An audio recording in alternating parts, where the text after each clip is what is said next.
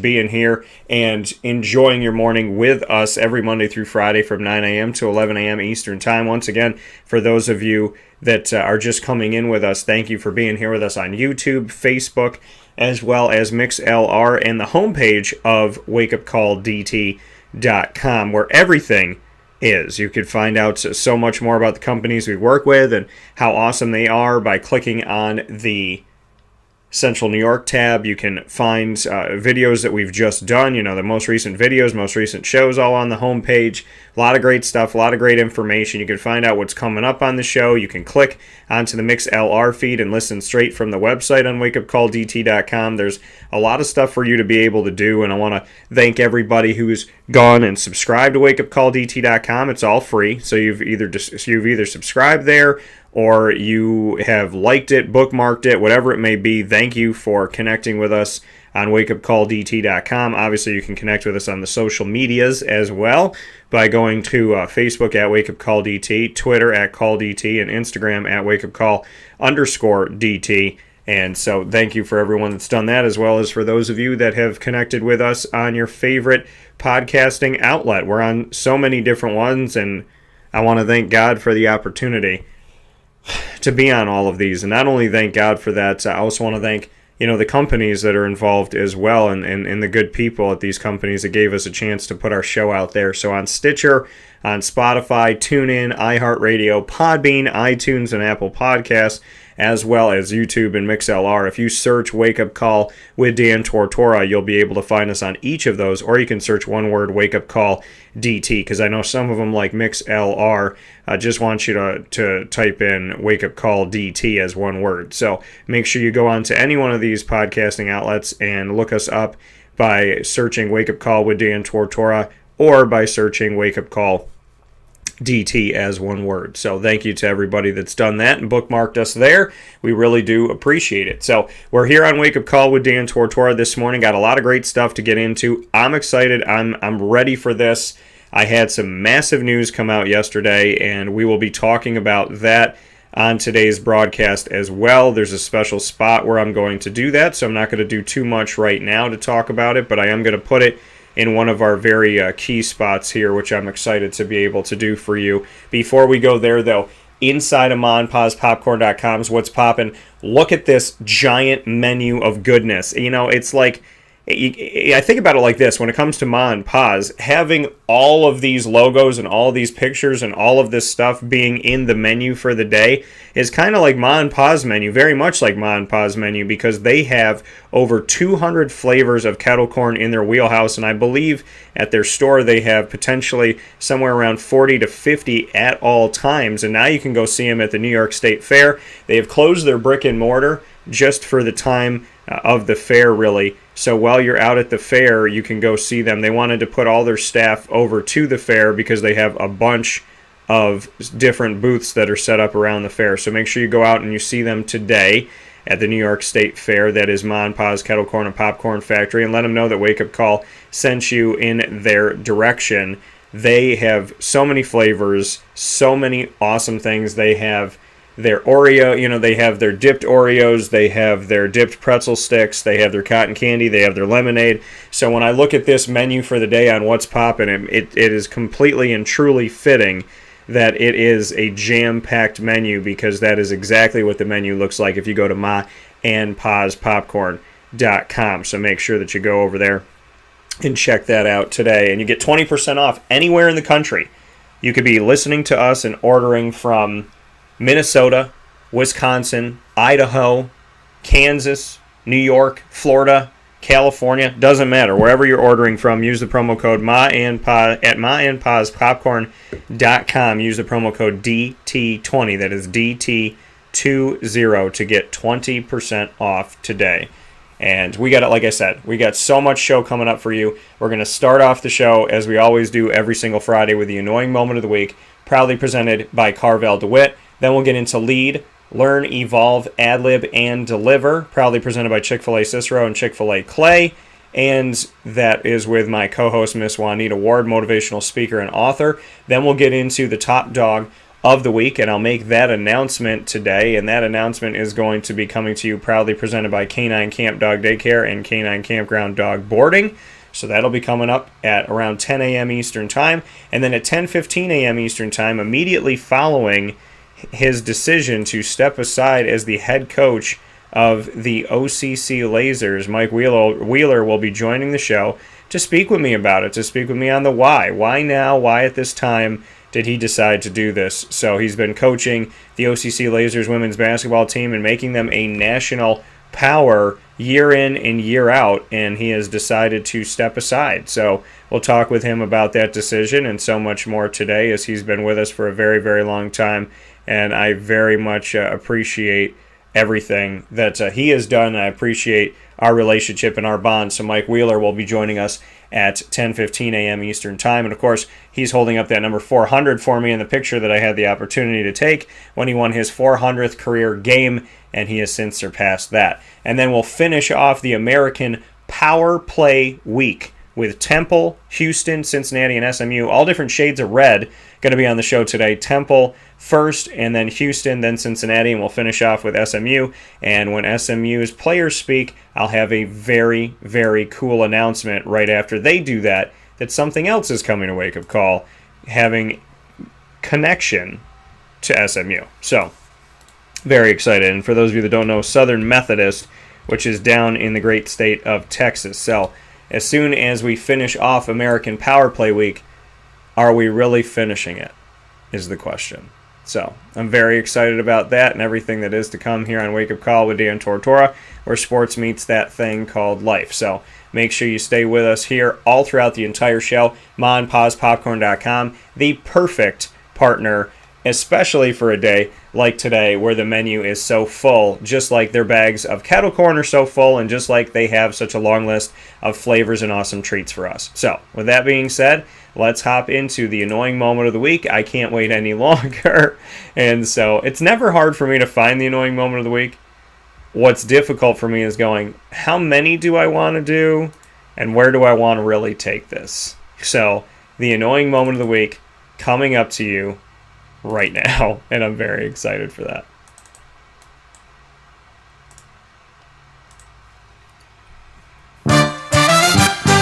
Dan Tortora proudly brings you... Is that for real? Are you kidding me? The annoying moment of the week. I really honestly, I don't know how to respond to this. Presented by Carvel DeWitt, 4322 East Genesee Street. It's what happy tastes like. You have to be that crazy. I guess so.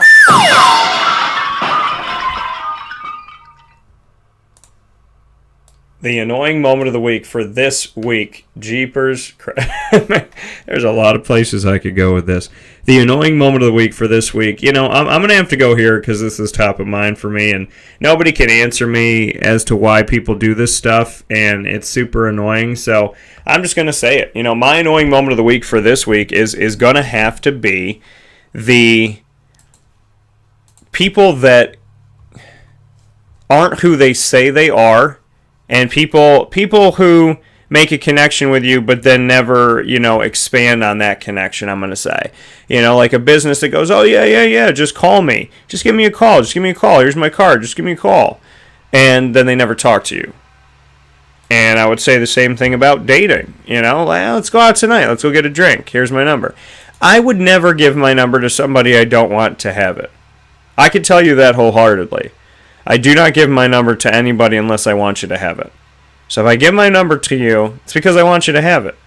And I want you to use it, because that's what you do with phone numbers, right? You call people. I mean, that's supposed to be, that's normal human life. So, I would just venture to say to you that my annoying moment of the week has got to be the people that give out their number for whatever reason, business or pleasure, and don't follow up. People that give you their number and then do nothing with it. I think it's stupid. I think it's worthless. I think it's a waste of time. I think it's a waste of energy, and I don't know why people do it. So I gotta give it. Because the big thing with me, as you have learned or you will learn, is I don't like when people waste my time. I genuinely, and not that anybody does, but I genuinely don't like when people waste my time. If you waste my time, you don't get a second chance to waste my time for the first time. So, or the second time. You don't get to waste my time twice.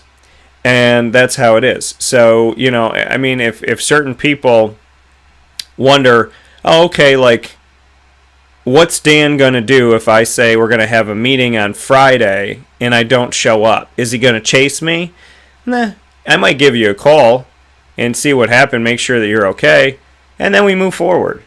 You know, depending on your attitude and your actions and whatnot. But really, I mean, in relationships, you know, we're supposed to go do something today, and I hear nothing, and I see nothing, and I get texted nothing. We're done. We're not doing anything. I'm not chasing you. You know, I think some people like to be chased. With me, I am not Sylvester, nor am I Tweety Bird. So when you run and you go, come catch me, you're going to keep running and waiting for me to catch you because I'm not playing the game. So that's my life. That's how I am. I don't know how some other people are, but the cat and mouse garbage is not my life. You know, I have. What did I tell you a long time ago? Almost 3 years ago, this October. What did I tell you? Establish value, or value will not be established. Know who you are and establish your value. Because if you don't, then you know you could be taking all types of abuse. You have to establish your value. My time is precious. If I'm on the phone with you, it's important. Okay? And if I come and see you, it's important. If we do stuff together, it's important. And that's how I look at it. You know, I'm not going to put myself in a situation to be around people that waste my time. And if I'm in a situation where I feel like people are wasting my time, I will remove myself from that situation. And that's how I handle life. You know, it amazes me how people can waste somebody else's time and then not even apologize, not even feel bad, not even do anything, and then they just kind of show up again like, hey, I want to waste some more of your time. What do you think about it? Are you nuts? Are you crazy? You know? So it's kind of, it goes, I mean, my annoying moment of the week, it's time wasters, and it's, why would you give somebody your number and not want to talk to them? I did this yesterday at a show, right? I gave my card and I put my number on the back because I would be totally fine if that person gave me a phone call. And so, you know, like business wise, hey, you know what? Give me a call. Appreciate it. Would love to talk to you. Had a good time talking to you today. And let's talk tomorrow. That's what that means to me. I'm not smoke and mirrors. I'm not, you know, maybe I mean this and I don't mean that. And I guess that's my other part of the annoying moment of the week is be who you are. You know what I mean? And say what you mean and mean what you say. Don't say things and do things and mean something else and this, that, and whatever. People that try to play games and try to get me to, like, understand, like, like, this is what I meant, but this is what I meant, but then this is what I meant, but I actually meant this, but did you know that I meant that? I can't. If I have to figure you out, I'm already checked out. I'm already out. I'm already done. If I have to try and figure you out, I'm over it. I'm not figuring you out. Because, you know, in my life, I look at things and, you know, everything, you know, everybody's got their own reasons why they're busy, right? You got kids, you got a job, you own a business, whatever it may be, right? You know, you're working on a house, you're on vacation, whatever it is. But, you know, people that just feel the need to just waste your time, it baffles me. And, you know, it's okay. I mean, I guess for them, they want to waste their own time. But for those of us that are actually living life, we don't have time for that.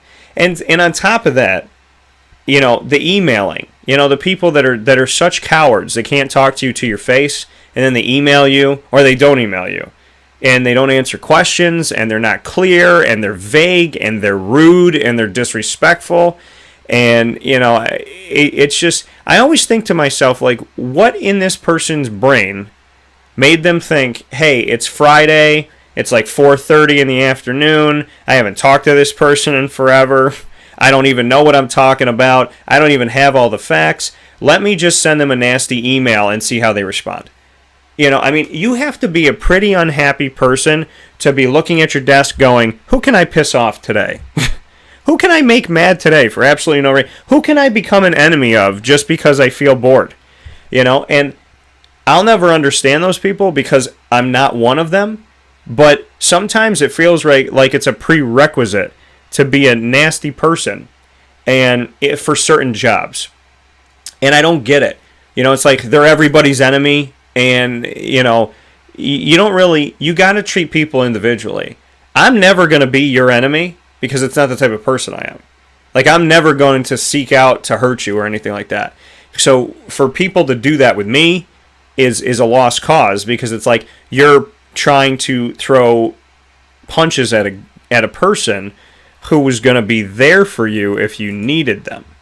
I can't promise you that the people behind me are going to be there for you if you're in a ditch somewhere, but for me, I would be. And if you're nasty and you're mean, I still want to help you. I still want to try and be there for you. But after a while, I'm like, okay, you know what? I'm not going to do this. I don't want to be around this person. This person's toxic. So, my annoying moment of the week: don't give out numbers unless you mean it. Don't waste people's time. And, the next time you think, should I send an email to be a total jerk? Don't. And why do people have to do things that are so difficult? Why do people have to make... I just feel like some people make problems just for the sake of making problems. And then when somebody complains, they're like, why is this person complaining? This is so annoying. No, what's annoying is that you created the problem to cause the person to feel the way that they feel. Sometimes you got to look in the mirror and have that conversation with yourself and say, I'm not really a nice person right now. I need to fix that. And unfortunately, some people never look in the mirror. And you got to ask yourself why. So, those are my annoying moments of the week. I try to make them concise. But yeah, it's just in my world, I'm always talking with people, I'm always moving, I'm always bouncing around. I'm not a mean person. I'm not going to do mean things. So when people are mean to me and they throw it at you in the middle of the day, you can't let it bother you. And you also have to kind of question, like, where is this person coming from and why? So just be a good person, even on the hardest days. That's the best advice I can give you, because that's what I tell myself. Even when it's inconvenient to be a good person, be a good person. This brought to you in the annoying moment of the week: Carvel DeWitt, 4322 East Genesee Street in DeWitt, New York. It is what happy tastes like. And they are there for you for the exclusive Orange Dream, my spin on an orange creamsicle as a sundae or a shake. You can get it today at Carvel DeWitt exclusively with their orange sherbet vanilla ice cream. So awesome. The flavors of Carvel obviously are unique in and of themselves, and they've been that way forever. Orange sherbet, vanilla ice cream, whipped cream, a cherry, and rainbow sprinkles in a shake form or in a sundae form. You can rock with that today, and, the city loves the color orange, so I figured why not? The Orange Dream, 4322 East Genesee Street in DeWitt, New York.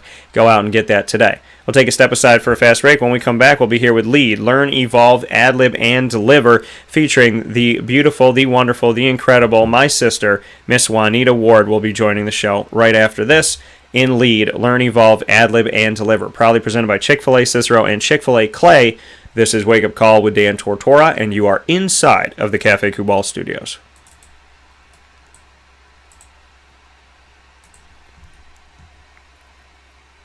Carvel DeWitt, it's what happy tastes like. Do you know why? Because we make ice cream. Creamy, rich, flavorful ice cream. Not yogurt or iced milk like some of our competitors. Ice cream. Fresh, by hand, daily. For the calorie conscious, we have something new for you. Our new Carvelite. Same great flavor, creaminess, and texture of our regular ice cream with only 35 calories an ounce. So whether you want an ice cream cake, flying saucer, dasher, carvalanche, hard or soft ice cream, we will satisfy your craving with our fresh, handmade regular or new Carvelite ice cream. Carvel DeWitt. It's what happy tastes like.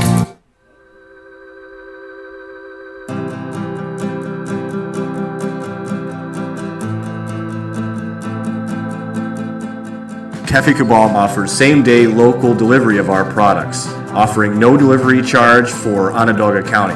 Shop cafecubal.com for fresh roasted coffee beans, cold brew, travel mugs, and all your essential Café Football needs. Café Football, coffee for the soul.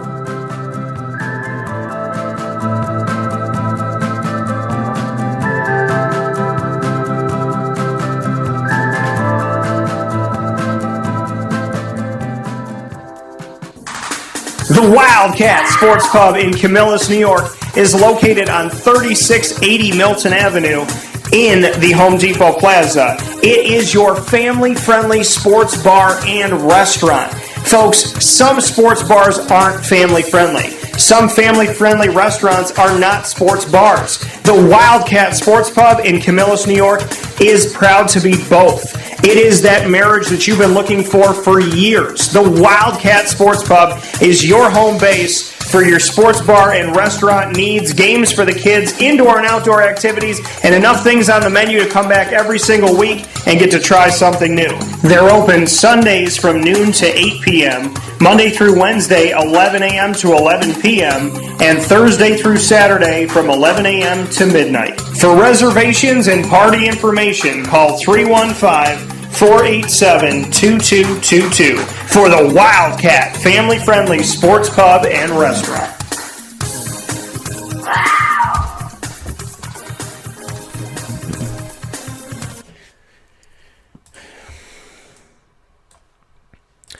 Welcome back to this place called Wake Up Call with Dan Tortora. You know what it is, right here on Facebook.com/WakeUpCallDT, Facebook.com/LiveNowDT, YouTube.com/WakeUpCallDT, and on WakeUpCallDT.com's homepage, as well as on MixLR.com/WakeUpCallDT, where you are listening worldwide. So thank you to all my people, wherever you are, however you're listening, however you're watching. Many, many thanks. If you're all huddled around the same screen, or you're on a plane right now, or wherever you are, whatever you're doing, taking care of the kids, I appreciate you tuning in to Wake Up Call with Dan Tortora. It means the world to me. And speaking of meaning the world to me, I am here today, and I'm here on Fridays with the incredible, the beautiful, the wonderful, the talented, and very faithful and positive Miss Juanita Ward. She is my sis, and I appreciate her so very much. Lead, learn, evolve, ad-lib, and deliver. And I'm very, very thankful to have Juanita Ward here with me on Fridays at 9:30 a.m. Eastern Time. Proudly presented by Chick-fil-A Cicero and Chick-fil-A Clay. And with that being said, let's bring her in. Sis, how are we doing today? Hey, Dad. How are you? I'm doing well. I'm doing very well. And I know that you're out there doing big things. I know you said off the air to me that you were out in Auburn, and I saw that on social media, and I thought it was incredible, and it was so great. And you've been able to do so many awesome things in this world, a motivational speaker, an author, and so much more. You have just woven your way into the fabric of faith and positivity and goodness, and trying to find ways to uniquely touch people's lives. And I think it's just so amazing. So I'd love for you for a second here to talk about your experience at Auburn and just kind of what you're looking to do around the country. Well, I mean, I'm just completely blown away at what God is doing, and I'm so grateful and I'm so humble for the opportunities, because it gives me an opportunity to go in and encourage, motivate, and inspire somebody to, see what they have in their hands. We oftentimes try to pick up other things that our hands cannot bear. Oftentimes we try to pick up things that's not for us. And so all we need is what we have, and we have enough in our hands. And, what I do is, I've spoken at Mississippi Gulf Coast as well with Coach Hope and her staff and her team. And, I also spoke at Auburn, with Coach Johnny Harris and with her team and, her staff. And, just a ton of people and a ton of opportunities. Got a couple things coming up this week, with some universities, with some colleges around, going around the globe, a couple opportunities overseas as well. I talked to a couple people on the phone, the other day, particularly, it's just an awesome thing right now. And so when I tell you God is really moving and he's really showing himself strong in this time, because we need a bunch of positivity. There's been so much negativity, and the world needs encouragement. The world needs uplifting. People have to see who they are and know who they are, especially in a time such as this. With everything going on in the world, why not be a light somewhere to somebody for something? We got to have hope. We got to give hope. And that's what I tend to do, is to go around the world sharing the love, sharing hope, shedding the light, letting people understand and believe that I will succeed. And I say it all the time. It's a declaration. It's a decree. We have just a little bit of faith, and that's all we need. We don't need a whole bunch. We don't need a lot. If we had a lot, we wouldn't be able to bear it. And that's all we need is what we have in our hands, because what we have in our hands is more than enough. And so if we can believe that, if we can achieve that, if we can understand that, I'm telling you, the things that would take place within yourself and the things that would take place in the future of what you can do, you don't have to have a lot. Only thing you need is a little bit. Yeah. Small things come in big packages. And the only thing we have to do is just believe. And that's what I'm doing. I'm going around the whole entire world, making sure that people know who they are. And it's a great opportunity. And I would love to come to Syracuse, New York, my place, my family. You know, I would love to share some light. You know, I'm a graduate of Syracuse University, and, you know, I played on the basketball team at Syracuse, and I would love to share some light. I would love to be an inspiration to, you know, to this generation coming up. You know, I believe that, you know, the university, the girls that, you know, there at Syracuse, they need a lot of encouragement. I believe that, you know, Syracuse, the community needs a lot of encouragement, just as well as Jackson, Mississippi needs a lot of encouragement, just as well as any other city around the world needs a lot of encouragement. And so I just want to be that light there to just show people that, listen, it doesn't matter where you come from. Just believe that you can. Yeah. And soon enough, if you keep believing, soon enough, it'll happen. Yeah, you know, and that's the thing. You believe it, you can achieve it. My buddy told me a long time ago in college, Brandon Smith, he said positivity is the key to success. Positive mindset is the key to success. He tell me over and over again, why are you being negative? Why are you being negative? You got to be positive. It's the key to success. You got to be positive. You got to get after it that way. You got to be positive. He always said that to me every time I sat in a car and I talked to him and I was negative and I was upset. He said positivity is the key to success. And so, you know, and it's true. You know, I think what we get frustrated about is they say, well, you get out of the world what you put in. And then what does somebody like you or I say? We say, well, we put in a lot of positive. Why we get negative? We put in something good. Why we get something bad? We reached out to God. Why is the devil trying to shake our hand? And so we see it from that angle of, you know, I put in the good. Why didn't it come out good? Or what happened? You know what I mean? And people struggle with that. How come I spit into the trash can and somehow the wind picked it up and hit me in the face? How would you respond to people saying, like, Juanita, I'm putting good into the world. I'm trying to put good into the world, but I'm not getting it back out. Or I feel like, you know, people that are doing bad things are succeeding and I'm not succeeding and I'm doing a good thing. To the people that are frustrated saying, I'm putting good into the world, but I don't feel like it's coming back to me, what would you say to them? Keep doing what you're doing. Keep putting good into the world. Don't be anxious for anything. Keep putting the good into the world. Keep doing what you're doing. Because I know this to be true. The Bible says that God reigns on the just as well as the unjust. Keep putting good into the world. I mean, how many times do we shoot a basketball and it don't go in? But a person doesn't stop. They don't give up. They keep shooting. How many times did Michael Jordan shoot and he missed and he shot and he missed and he shot and he missed and he kept shooting and he missed them? But that one time that he made it, it gave him his opportunity. He tried to get on the basketball team, but yet he got cut. And then he became the water boy, he became the trainer, he became something, but he didn't stop. He didn't quit. He didn't allow what he saw around him. He didn't keep his focus on everybody else. He didn't look at everybody else and say, well, look, why are they doing it and how are they doing it? It doesn't matter about how and why. The race that we have to run, we have to endure. It doesn't matter about somebody else's footsteps. It doesn't matter about somebody else's shoes. Your size shoe fits your foot. You got to keep doing what you're doing. Yeah. You got to keep going. You got to keep believing. You got to keep having your faith. If we stop at the first NO, we're never going to get to our yes. If we stop at the first door that slams in our face, we're never going to bust through the wall. It doesn't matter how big. It doesn't matter how small. If the opportunity presents itself, you take it. Most importantly, you keep going. You don't give up. You don't quit. You don't have inside of you a small warrior, a weak warrior. You have inside of you a great lion that's roaring. You have inside of you a seed that needs to be watered. Because if you continue to water the seed, as soon as you water that seed for the last time, guess what? Something is going to sprout up out of that thing that you've never seen before. But how would you know if you stop? How would you know if you quit? How would you know if you just lay down and throw the towel in because you see somebody else is coming up and they definitely didn't work as hard as you worked to get this? It doesn't matter about somebody else's race. What matters is if you hit the curve right. What matters is when you hit the curve and then you get to the straightaway. How fast, how hard are you going to push on the straightaway? Now, you coming out of the curve. How fast you going to push on the straightaway? Or are you going to let somebody else beside you push harder than you just because you start to see them catch up with you? It does not matter. Keep going. Keep pushing. Keep going, keep pushing, keep believing.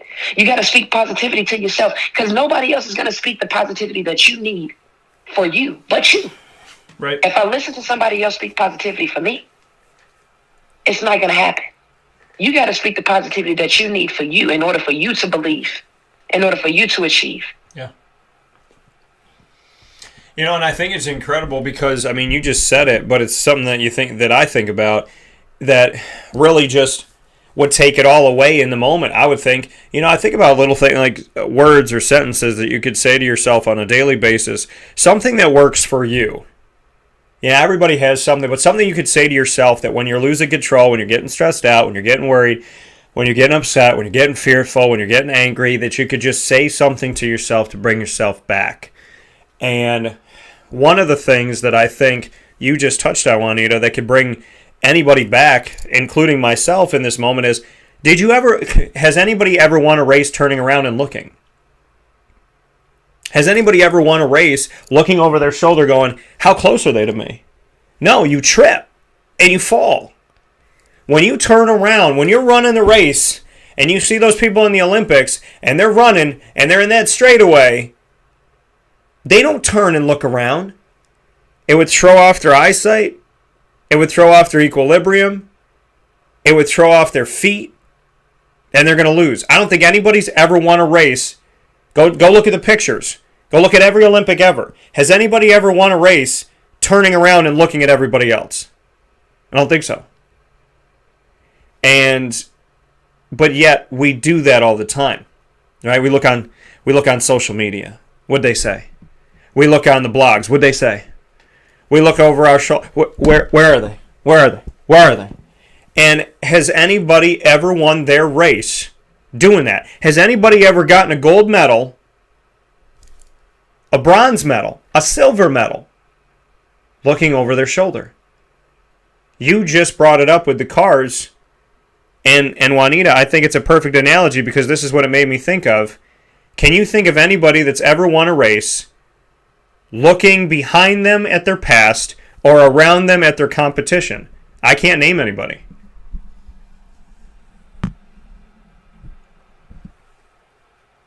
I think it's so huge because Carl Lewis is one of the fastest runners in the world, right?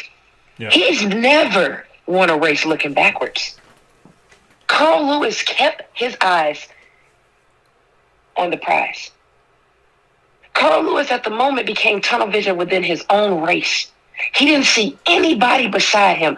Only thing Carl Lewis saw was, I need to make it to my destination. I can only imagine that Carl Lewis was believing this. The race is not given to the swift or to the strong, but to the one who can endure to the end.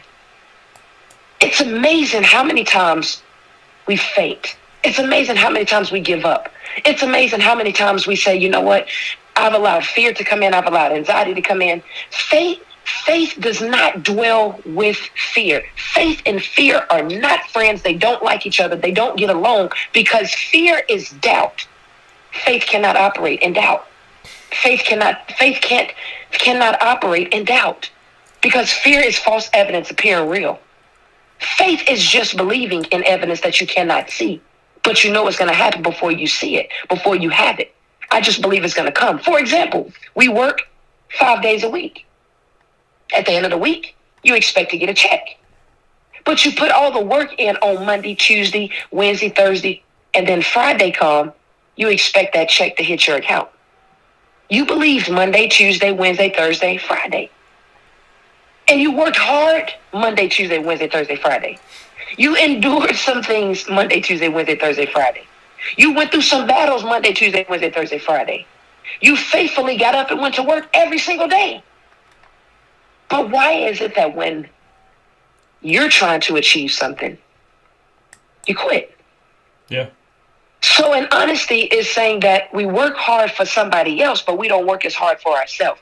We work hard to make somebody else succeed, but we don't work hard enough for ourselves to make ourselves succeed. Put that same energy into yourself.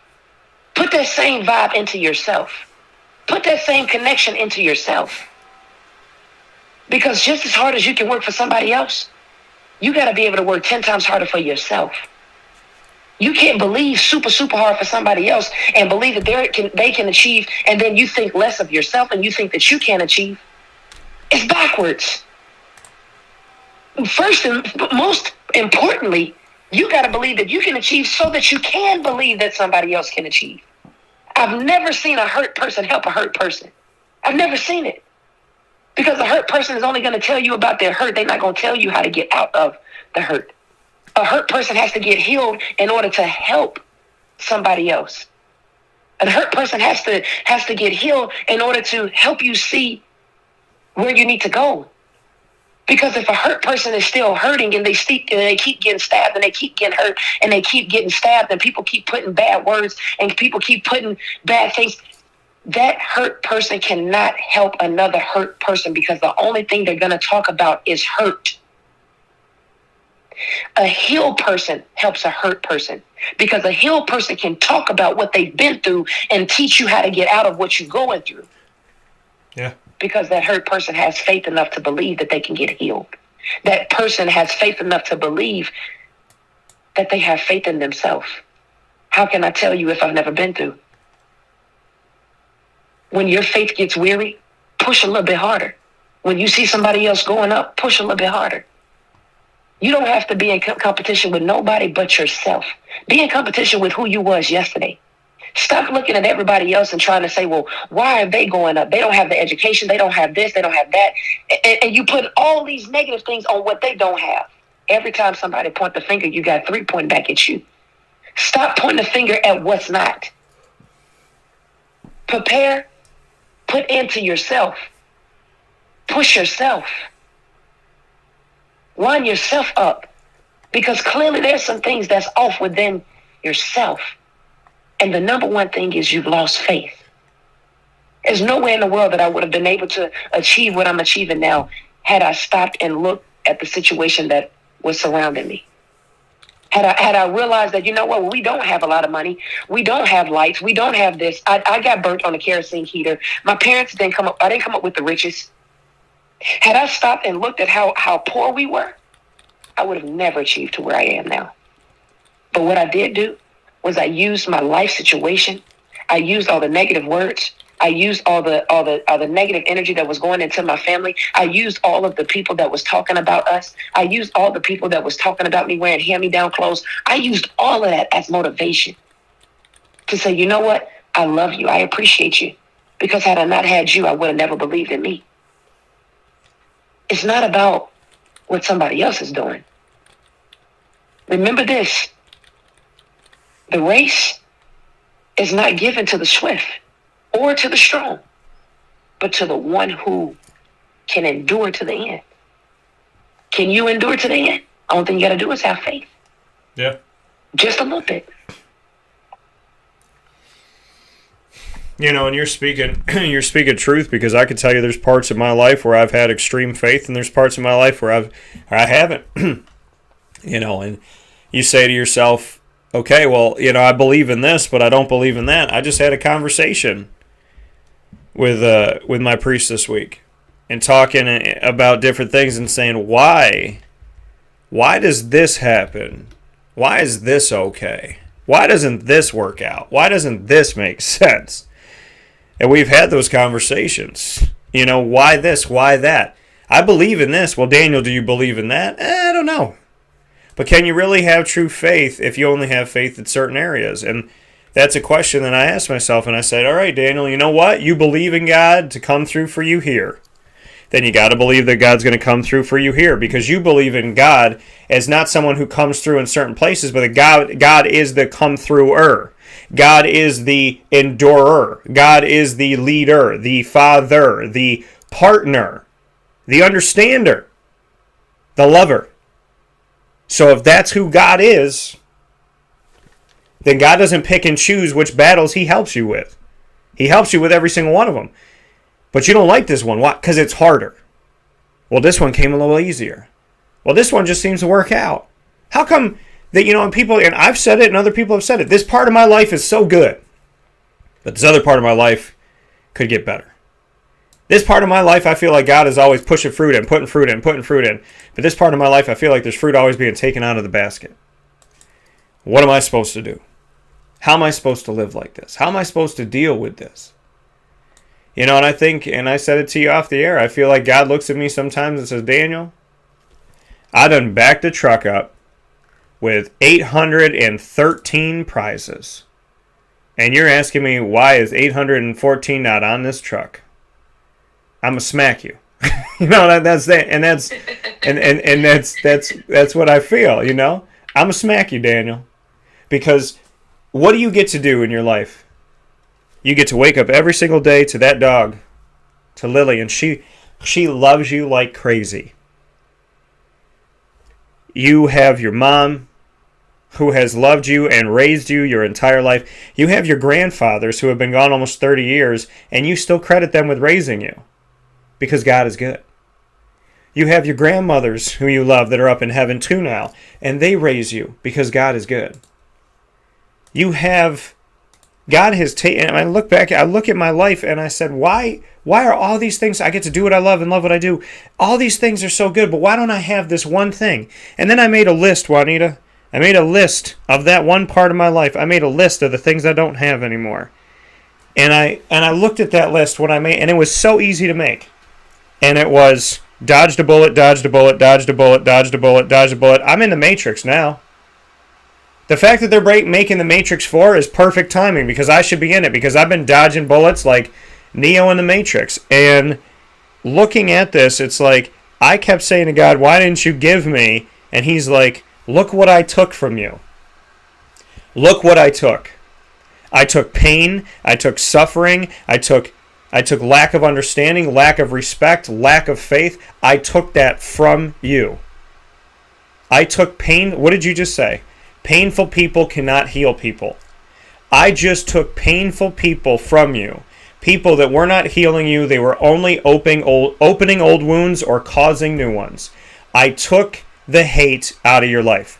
I took the pain out of your life. I took the negativity out of your life. I took the judgment out of your life. I took the rudeness and the crassness and the just stress out of your life.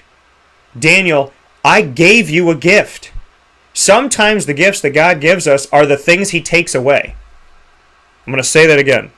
Sometimes the gifts that God gives us are the things he takes away. We are conditioned, especially in America, to think a gift is something that is given to us and put under our tree. Well, sometimes God takes a gift from under the tree because he didn't wrap it. And I said a few days ago on my social media, I always try to put up some interesting quotes for y'all. And this hit me I just thinking that day, and I put it up. I said, don't open every package that comes to your doorstep because the devil knows your address too. Sometimes God takes the gift away from you, pulls it from under the tree because he did not wrap it. And that's truth. So what do we do when a gift is not wrapped the way that we want it to be wrapped? What do we do when a gift is not presented the way that we want it to be presented? It's funny that you said what you said, but it's very true. What do we do when God sends us 813 gifts, but the gift that we wanted, he didn't send us that 814th gift, and that 814th gift was the gift that we wanted. Yeah. The good thing about God, he said in Isaiah 55:8, my ways are not your ways, nor my thoughts are not your thoughts. Flip it around. My thoughts are not your thoughts. My ways are not your ways. So when we realize that we cannot predict, we cannot basically tell God what we want him to do, we have to just simply believe that in due season, we will reap a crown, we will reap a reward if we can endure the tests and the trials. But if I know that I have a great future, as was stated in Jeremiah 29:11, for I know the plans that I have for you, thus says the Lord, plans of good and not of evil, to give you a future and a hope. Then let's hold fast to our future and our hope becoming brighter. And what we have to do is we have to walk by faith and not by sight. Because if we keep our eyes on the sight, we will never understand faith. If we keep our eyes on things that we see all the time in order to believe, we would never understand faith. You don't believe. You don't know that you're going to get a check at the end of the month. You just believe because it has been done over and over and over. Consistency, over and over and over. You think. But until that one day, the system has a glitch. Until that one day, the person forgets to accidentally push the button. The person forgets to push the button on accident. And then you start calling and doing all these things because you believed in something that wasn't even there. You believed in that. Why can't you believe in having faith? Faith is now, faith is the substance of things hoped for, the evidence of things not seen. You can't see your check coming on Monday. You know it's going to get there because you have faith. You don't see where your gas is going when you put it into the car. You just believe that it's going. You can go look up all on Google or YouTube or Yahoo, whatever it is that you search on your search engine. You go look up and say, okay, well, where does the gas go when I put it into the car? It goes into this specific container. But when you go to the pump and you take the pump off and you put it into the car, are you seeing literally where your gas is going? You just believe it's going into some container. Why do we not have faith? Because doubt has creeped in. Doubt has become the faith.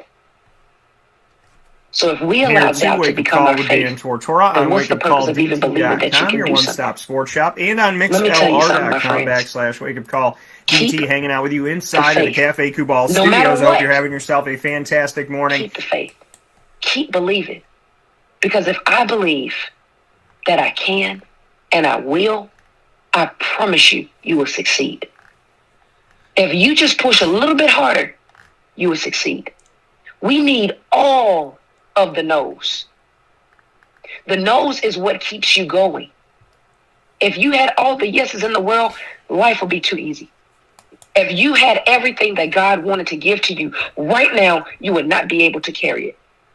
If you had everything that God was going to give you, you would not be able to carry it. You would not be able to do anything with it. You'll just be like the prodigal son. You'll ask for all of your rewards and then go throw them away. And next thing you know, you'll be eating food with the swine because you was never able to carry all of that at one time. It was too much. It blew your mind. It will blow your mind. So what we have to do is be faithful in the little things that we do have. We have to be faithful in the little blessings that we do have. We have to be faithful in the no's that God gives us because those little small no's is going to be a big yes. God knows what's going to happen before it even happens. So if a door doesn't open the way that you want it to open, just say, God, I thank you because as I walked through that door, I wouldn't have known what was on the other side. And I appreciate you so much. And I thank you so much for not letting me go through that door. Even when I pushed hard, even when I pouted, even when I cried, even when I yelled at you, even when I screamed at you, even when I told you, I give up on you because you didn't give me the opportunity that I wanted. You got to look back at that and say, God, I thank you. Because had I went through that, man, I would not have been as strong as I am now. And you got to forgive. You got to forgive the people that hurt you. You got to forgive the people that talk bad about you. You got to forgive all situations. Because sometimes that can stop your blessing from happening. You have to forgive. And then you have to believe that you are forgiven. Because you are, if you sincerely believe. Yeah. Faith comes by hearing. And you got to hear the word of God in order to believe that you can. Relationships. I can't walk with somebody that I don't agree with. I can't talk with somebody that I don't agree with. How can two stand together? At least they agree. You got to believe. You got to join a relationship and you got to talk. So who are you talking to? Who's giving you faith that they don't have? You got to talk to somebody that has faith in order to receive more faith because that's sharpening you. Iron sharpens iron. I can't talk to somebody that don't have faith and they don't believe either. You're just going to be talking to an empty wall. You might as well just talk to nothing. Talk to people that have faith, that's been through some things, that has come out of some things, because then they can show you how to come out. When you talk to them, they have purpose, and they have a solution, and they have a reason. Just believe. Whatever you do, say to yourself every single day, I can, I will succeed. You say it over and over and over. I can, I will succeed. I will succeed, to the point that you start saying it so much so, you say it every single day, that it becomes repetitive over and over and over. It seeps down into your spirit. It seeps down into your heart, and it starts to blossom the seed that's inside of you. Just by believing. I will succeed. Declare it, decree it, believe it. That too grows your faith. My grandma always said, what's the alternative? I said, Grandma, why are you so happy? People are dying. You just watch the news. There's fires. There's murders. There's stabbings. There's rapings. There's shootings. There's all this stuff that's going on. Why are you happy? She said, Daniel, what's my alternative? Plain as day. What's the alternative? I don't have a reason to have faith, Dan. This, and this happened. Well, have faith. Why? What's the alternative? What's the alternative? To stay mad? To stay angry? To stay hateful? To stay questioning? You know, I've stressed and I've worried a lot. And you know what I realized in 35 years? Stress and worry have never solved a problem. Stress takes your problem and then makes you unhealthy. Worry takes your problem and then makes you unhealthy, but neither one of them has ever solved a problem. Worrying about something has never, ever made it better, and stressing about it has never made it better. So, have faith. Why? Just do it. Believe that there is a plan. Believe that God has a plan for you. Because God does. And when you get the gifts that come to the house, just like on Christmas, and you say, where's my PlayStation 5? But God gave you all this other stuff. He gave you clothes. Well, I don't care about clothes. Well, a lot of kids don't have them. Well, He gave you candy. I don't care about candy. Well, a lot of kids don't have food. Well, He gave me a new puppy. I don't care about the puppy. I want a PlayStation. Well, that puppy loves you. And that puppy's going to be here for you way more than a console is. And you're going to be consoled by that puppy more than the console. So, before you push the gifts away you're given, think about the people that didn't get those today. And think about what those gifts are and why you got them. And then understand that sometimes the gift is not getting it. Sometimes that's the gift. Is not having that thing. Because if God listened to me, woo, where my life would be right now. Where my life would be right now. If God had listened to me. So, sometimes God says, yes, sir. And you know what? In my career and everything, I say, God, I want to do this. He goes, yep, let's do it. I got to listen to that. If He's telling me, put all your energy here. I need your energy here. There's a reason for that. Listen to that.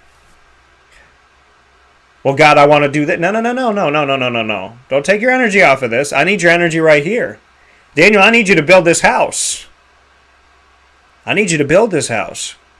Well, God, I want to have this person that I'm going to live in the house with. Well, you can't live with this person in the house unless you built it. You don't want her to show up and the house is half done. There's no roof. You got to build a house. There's a purpose and a reason for everything. There's a purpose and a reason for everything. And I will be the first to admit that sometimes I don't know what it is. But I'm not God. And I'm not meant to know everything. What I'm meant to know is who I am, what I believe in, who made me, and where I'm trying to get home to someday. And the rest of it, it all works out. I don't know what my story is going to be. But I'd rather have a good time writing it with a smile on my face than worrying about it and stressing about it. My life is my life is beautiful. It is immaculate. It is awesome. There's so many wonderful things I can be proud of. I have no reason to complain. Well, God, I don't have this one thing. And He's looking at me and He's going, but Daniel, look at what you do have. Yeah, but Lord, yeah, but nothing, Daniel. Look at what you got. Can you not see that I'm doing something with you? Let me do it. Let me do it. And if I've learned anything, when I'm arm wrestling with God, I always lose. So, I don't think I'm going to do it anymore. To the best of my ability. I'm not going to do it anymore. So with that being said, Miss Juanita, as always, I appreciate you. I love you. You're my family. I send you all the goodness in the world. Thank you for everything you're doing here on Lead. Thank you for everything you're doing as a motivational speaker, as an author, as someone who is just preaching positivity and goodness and trying to help people to have a better life. Thank you for being one of the positive voices in this world, and I can promise you that it is heard. And I know sometimes we think it's so quiet because the world can be so dark and so dingy and so mean, but I promise you your voice is being heard. I promise you that God is looking out, and I promise you that your voice is rising over the voices of the negativity. So keep on it, keep with it, keep doing it, and know that I'm so thankful that you're in my life, and I love you so much, and I have so much appreciation and just always well wishes for you. So thank you for what you do. Thank you so much, Dan. I love you back, man. Talk soon. That coming from Miss Juanita Ward. We'll take a quick step aside for a fast break. When we come back, we'll do the top dog of the week, and Mike Wheeler will be joining the show right after this inside of the Cafe Football studios. This has been Lead, Learn, Evolve, Ad-Lib, and Deliver, and I am more than honored to be here with you today and every Monday through Friday from 9 a.m. to 11 a.m. Eastern Time. Thank you for spending your time with us. Thank you for opening your ears and your heart to us and your minds to us. Thank you for appreciating what we do. I send you all my love. I send you all my prayers. And I send you all positivity. We will succeed. Take a step aside. We'll be back right after this.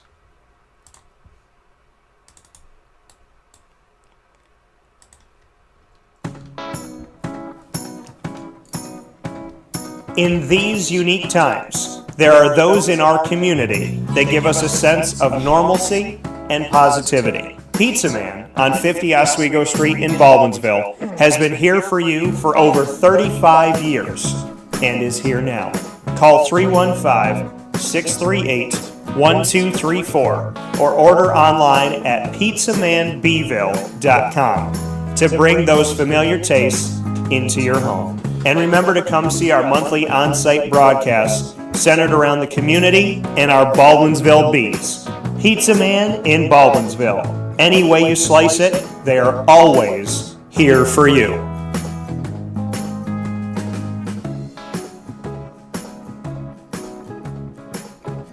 This is Jimmer Sikowski, owner-operator of Chick-fil-A Cicero, 7916 Brewerton Rd in Cicero, right in front of the Home Depot. I had a deep feeling that God wanted me to do something bigger with my life and to help people, help others. I kept putting Chick-fil-A in my life, and I realized as I was going through the franchise selection process that positively impacting the lives of others was really core to what we do here at Chick-fil-A.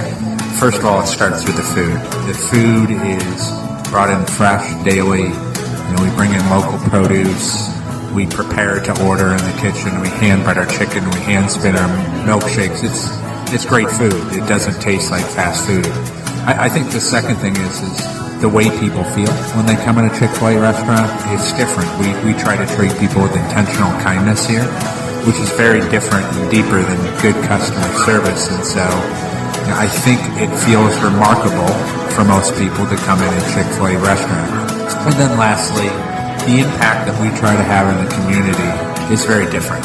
It's a big part of the expectation of every operator of a Chick-fil-A restaurant is that they're actively engaged in their community, they're a leader in the community, and they're making a difference. When they realize that what we're striving to do is to shine a little light in their life, that's a very, very different experience than you will have in any other quick service restaurant. And it's that remarkable experience that I think people will emotionally connect with.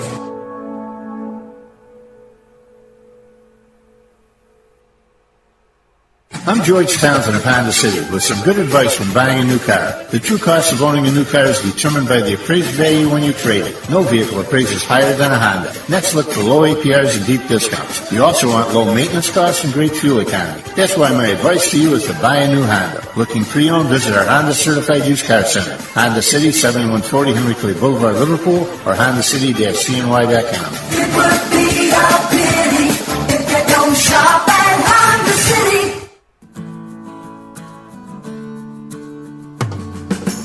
Our corporate purpose at Chick-fil-A is to glorify God by being faithful stewards of all that's entrusted to us and to positively influence all those who come in contact with Chick-fil-A. And what became increasingly clear from our success at Cicero is that people love Chick-fil-A. And also I think we recognized that, we had a great opportunity to grow the brand and grow our platform. I felt incredibly grateful when I was selected to be a Chick-fil-A operator. I think what it's meant for me, what I've come to realize on a very deep level is that this is a calling for me. It's not a career, it's not a job. The Lord called me to be a Chick-fil-A operator and to use these restaurants to glorify Him and to positively influence other people.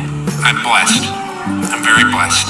Head to Chick-fil-A Clay on 3974 State Route 31 in Liverpool, New York.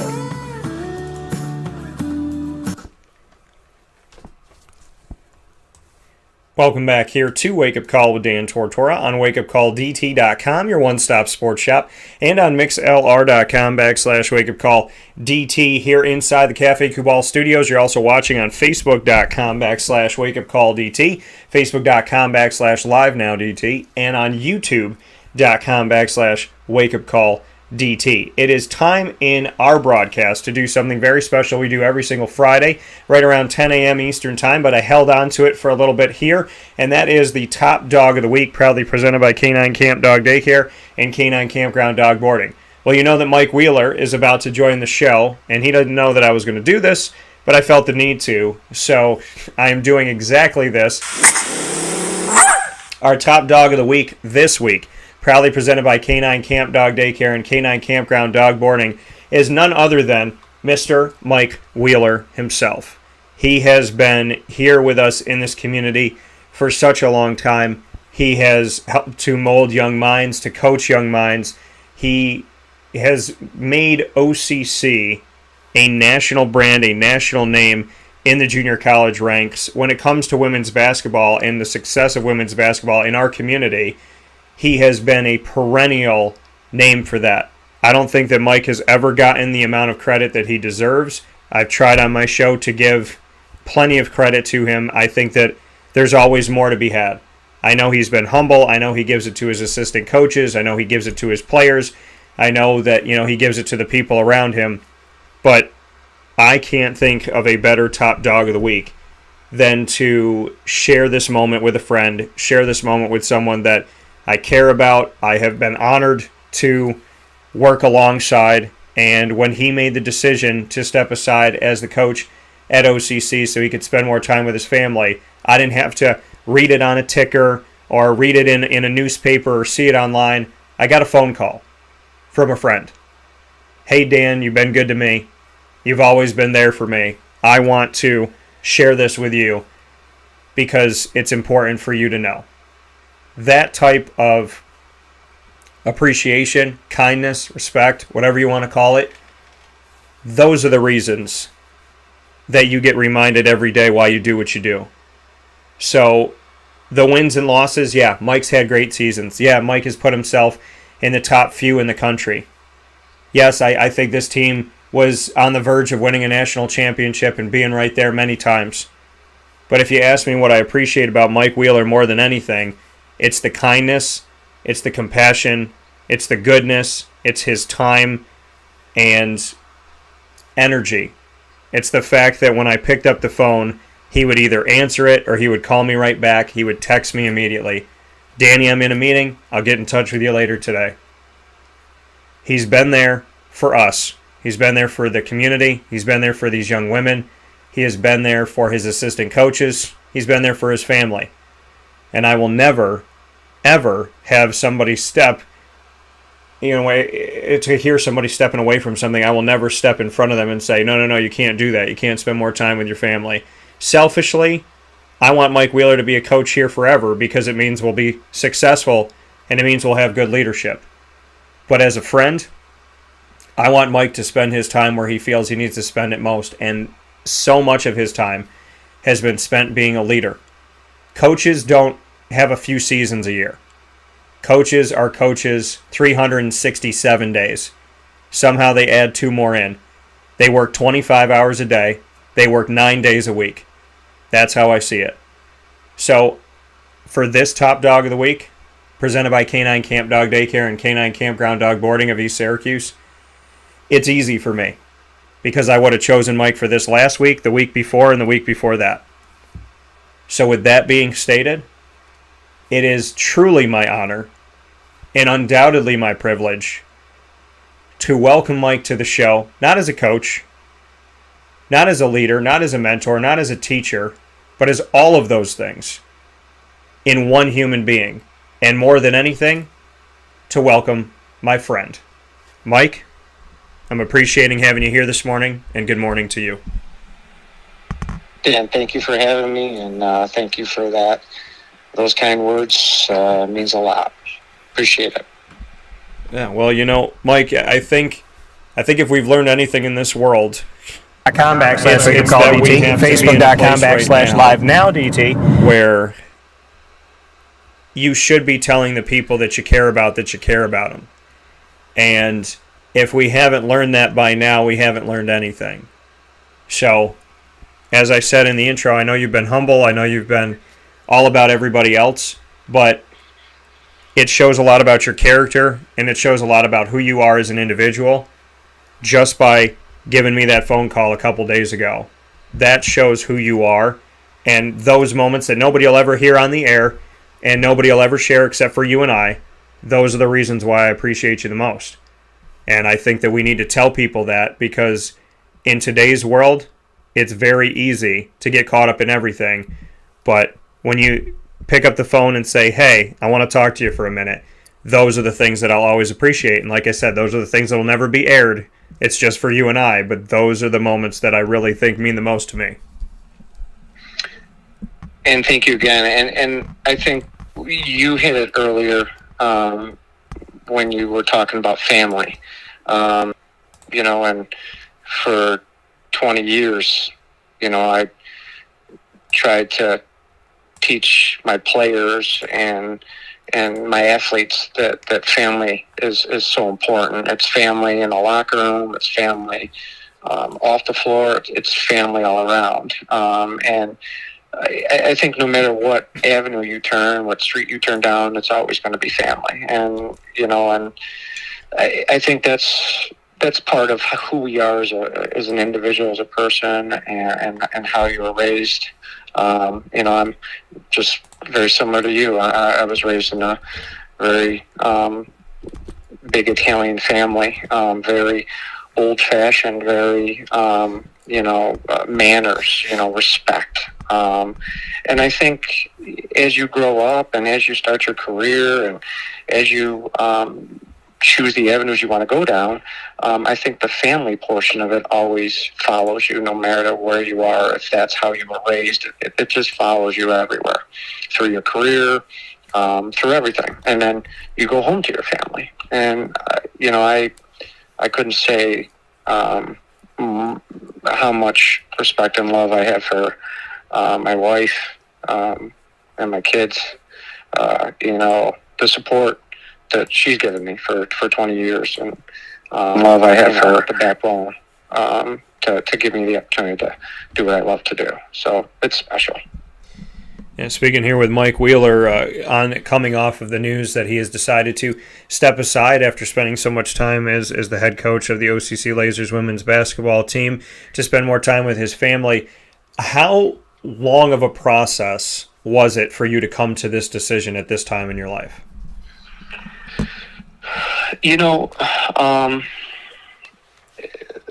realization of it probably happened last year, but it never was brought to the forefront because I just think, just like I think the the pandemic that has occurred and what's going on all across the world and our country, it's affected everyone and everyone differently. But I think the one thing that happened for me was the past year and a year and a half that I haven't had basketball in my life. It gave me a chance to kind of realize what I was missing at home and what my boys were doing. And, my boys were able to play some hockey last year in January, February, and March. And I was able to be there for that. I was able to be there for their games, their tournaments, as few as they had, but I was able to be part of that. And it's something I wouldn't have been able to be part of if I had a basketball season. We travel on weekends, we're practicing late on during the week. And I think it was a point where 2 years ago, before the pandemic hit, my boys weren't really involved in sports like so much. They would play in their part-time things. They were just getting into hockey. And for those people that know and parents and you may know, hockey is a very intense, time-consuming travel. You're all over the place. And it just, 2 years ago, I really wasn't thinking about it. But the fact that I had time in the past year, 15 months, 16 months to be home and to watch them grow and to watch them do these things, it was nice. I never had experienced it because I never was able to. So I think that, for more than anything, is what helped my decision, and it made it so much easier. Do I think if we had a season last year, it would have been more difficult to leave? Possibly. Do I think I would have made the same decision? Possibly, because I would have realized that, the boys are getting older, the boys are involved in their sports and stuff like that. And I think as a dad, you don't want to miss that stuff, because that stuff you're never going to get back. I was able to put 19, 20 years into what I love. I gave my time, and I did what I love to do. And I'm very grateful for that opportunity. And I just, it always goes back to the family. And this past 15, 16 months, I think a lot of us were able to spend a lot of time with our family. I know many professional coaching friends of mine that in this past year have stepped away as well due to these circumstances because of their family. And I just think it opened up some eyes for not only me, but a lot of us that, wow, look what you have. Look what you're missing. There's so much time that you're putting in. And now you have an opportunity to spend that time with your family and concentrate on my kids growing up and watching them play their sports, and actually maybe get a chance to coach them. And everyone always asks me, you're a basketball coach, and how'd your boys get into hockey? I don't know how they did, but I'm definitely not a hockey guy. I'm learning to be a hockey dad, but I'm not a hockey dad yet. But I'm learning the ropes, and I'm happy for them that they found something that they love, and I'm happy that I'm going to have an opportunity to watch them grow and play. Speaking here with Mike Wheeler on Wake Up Call with Dan Tortora inside the Cafe Kubal studios following his retirement as OCC Lasers women's basketball head coach. A lot of stuff you said there. One of the things you said, Mike, was if not for this time, if you had a season last year, would this have happened? Did COVID cause you to branch off into another direction? Did this year and a half essentially give you the time you needed to step back and say, I'm going to go down another line? I think I'm a Marvel fan, and between Doctor Strange coming out in Spider-Man's movie and they open up the multiverse, and I watched Loki, and there's this one timeline, and all these timelines open up, and now there's these different universes. I almost look at COVID and say, okay, did that create another timeline? Did what happened in this past year and a half, did that really make you, like, did the pandemic essentially put you in a place that maybe you didn't think you would be in mentally or emotionally, that almost started the wheels turning on this happening? I would have to say that it definitely was a big factor in realization. And it actually, when I've always been told, and I've always spoke to veteran coaches that have coached 25, 30 years. And I've always wondered, and I've always asked, some of them have retired, some of them are still coaching part-time, some of them are still involved. But I always ask the ones that left, how do you know when it's time to leave? Or how do you know it's that time for you? Because you've been doing this for so long. If you want to add my high school years, then I've been coaching 26 years. Yeah. So they told me, the few that I spoke to about it, were all the same answer. They were say, it's actually hit you at one time. It may be while you're driving. It may be when you wake up in the morning. It may be while you're sitting there just drinking your coffee in the morning and you're just thinking about things. It just hits you. And what hits you is that you don't have that desire to, you just don't have that desire anymore. And you have other things that are in your path that now are different. So that one path you were going down, the coaching path, it now changes. Similar to what you just said and the question you were asking me, did it change? I think that's how it changed. I think you have many factors involved. I think about, my wife. I think about my kids, my family. What am I doing at this point? Or what have I been doing for 6 months to a year? What have I been doing for 18 months?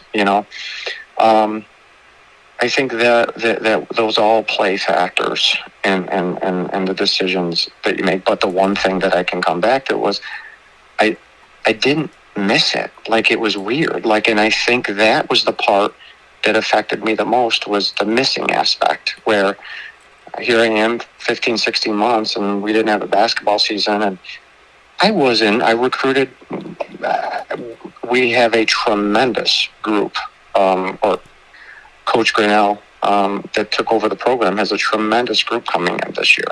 I recruited. I did everything I could do to make sure we have a great basketball program still to continue. And I did all that, but, and it seemed like after all that was said and done, it just, I still was where I was at with my thoughts. I just thought it was the best decision for me. And is it hard? I think it is very hard to step away. But right now for me, it made it easier. The pandemic, the time off, the enjoyment of my family, the enjoyment of everything, I think it made it easier. Yeah, and I think it caused us all to kind of see what we were doing, what we weren't doing, and I can't imagine that it doesn't change your life. I think it changed all of our life. At least it should have, in a positive way. Hopefully, changed all of our lives in the sense of it helped us to really see what we wanted and where we wanted to go with things. I think looking back on this, my thing to myself was, oh, hey, okay, and well, now you're taking more time to cook dinner. Don't forget that. Oh, you're spending more time with mom and dad. Don't forget that. Oh, you called your friends a little bit more. Don't forget that. Oh, you've been going to sleep a little bit earlier. Don't forget that. I think the thing is, once you start getting into the normal run of things, is to not forget that. So for you, was it just kind of, now that I've been able to travel with my sons and I've gotten to see this and I've gotten to be around it, did that part of it just kind of hit you like, hey, I love these girls, I love building this team, but I'm not going to be able to do this if I do that. I mean, did the stuff you got to do in the pandemic, because a lot of us got to spend more time with loved ones, did that kind of hit you like, okay, well, things go back to normal, that's great, but if things go back to normal, I'm not going to be here as much. Did that kind of hit you? Yes. And that's the stuff I was talking about. You wake up in the morning, you have conversations, and and with my wife, but those car trips to Rochester in February when we go play in a tournament, or we go play 2 games in Rochester. I'm driving, and we're all, my wife's in the passenger seat and the boys are on the back. We got hockey bags packed up to the ceiling, and it's a Saturday morning. In a normal year, I'm not doing that. I'm in the gym. I'm preparing for a game. I'm doing something to prepare for basketball. So you think about that, and then you look in the mirror and you see that they're 11, 8, and 6, and this is the biggest time of their lives, and I've lived, it's not like I put 2 or 3 or 4 years into coaching. I've put 26 total years into coaching basketball. So I've done it. I've done my time. Now, do I think I'll go back down the road? I would love to see what the future holds for coaching again. I just know right now is the time I just need.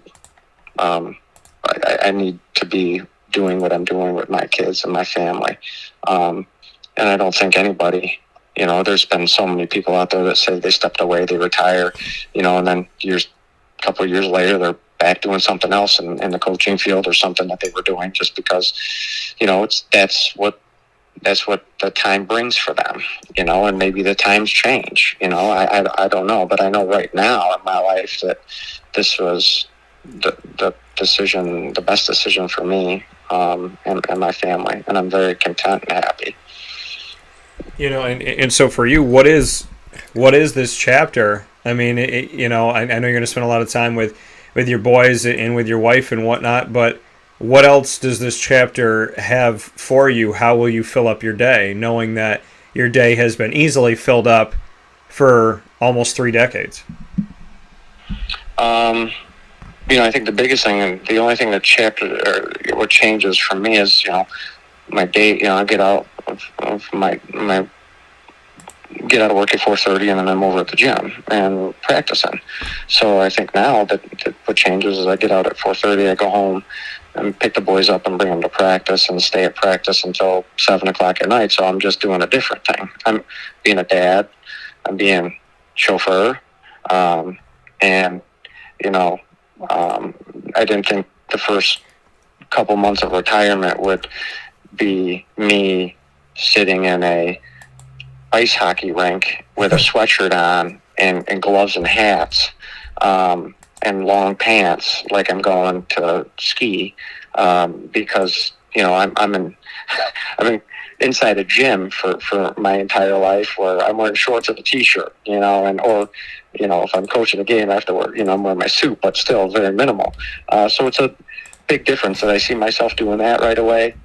No, but am I excited to do so? Absolutely. I can't wait. So that's going to be where all my time goes, is where do I have to have them this afternoon?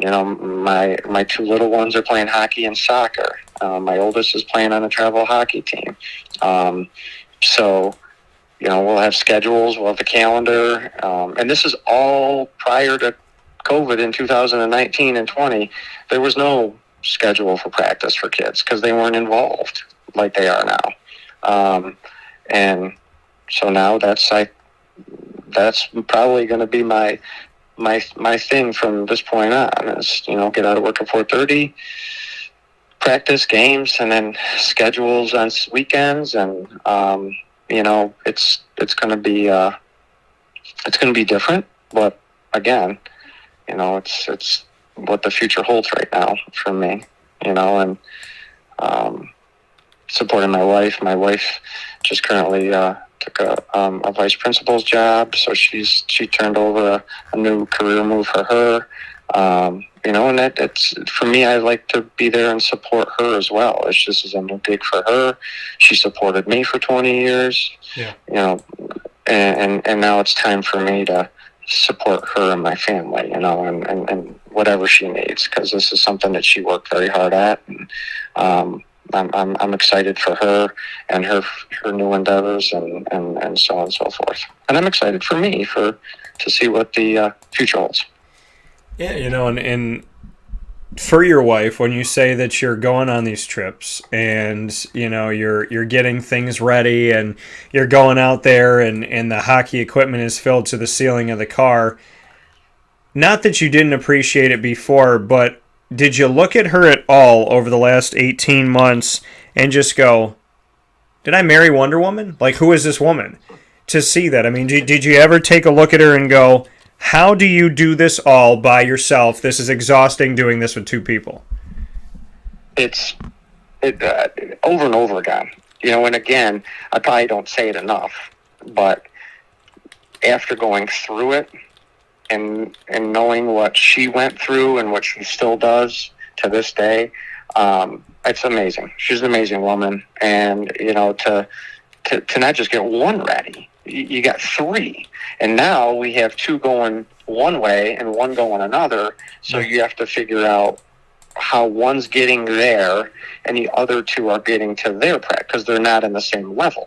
So they're all over the place. And we may be in Rochester for a tournament and the other two might be in Syracuse for a tournament. So it's like, holy cow, you have to figure this out. And again, I say to her, I don't know how you did this. The boys had practice last week, and I'm putting hockey stuff on in the living room, and each one of them looked at me and said, "What are you doing?"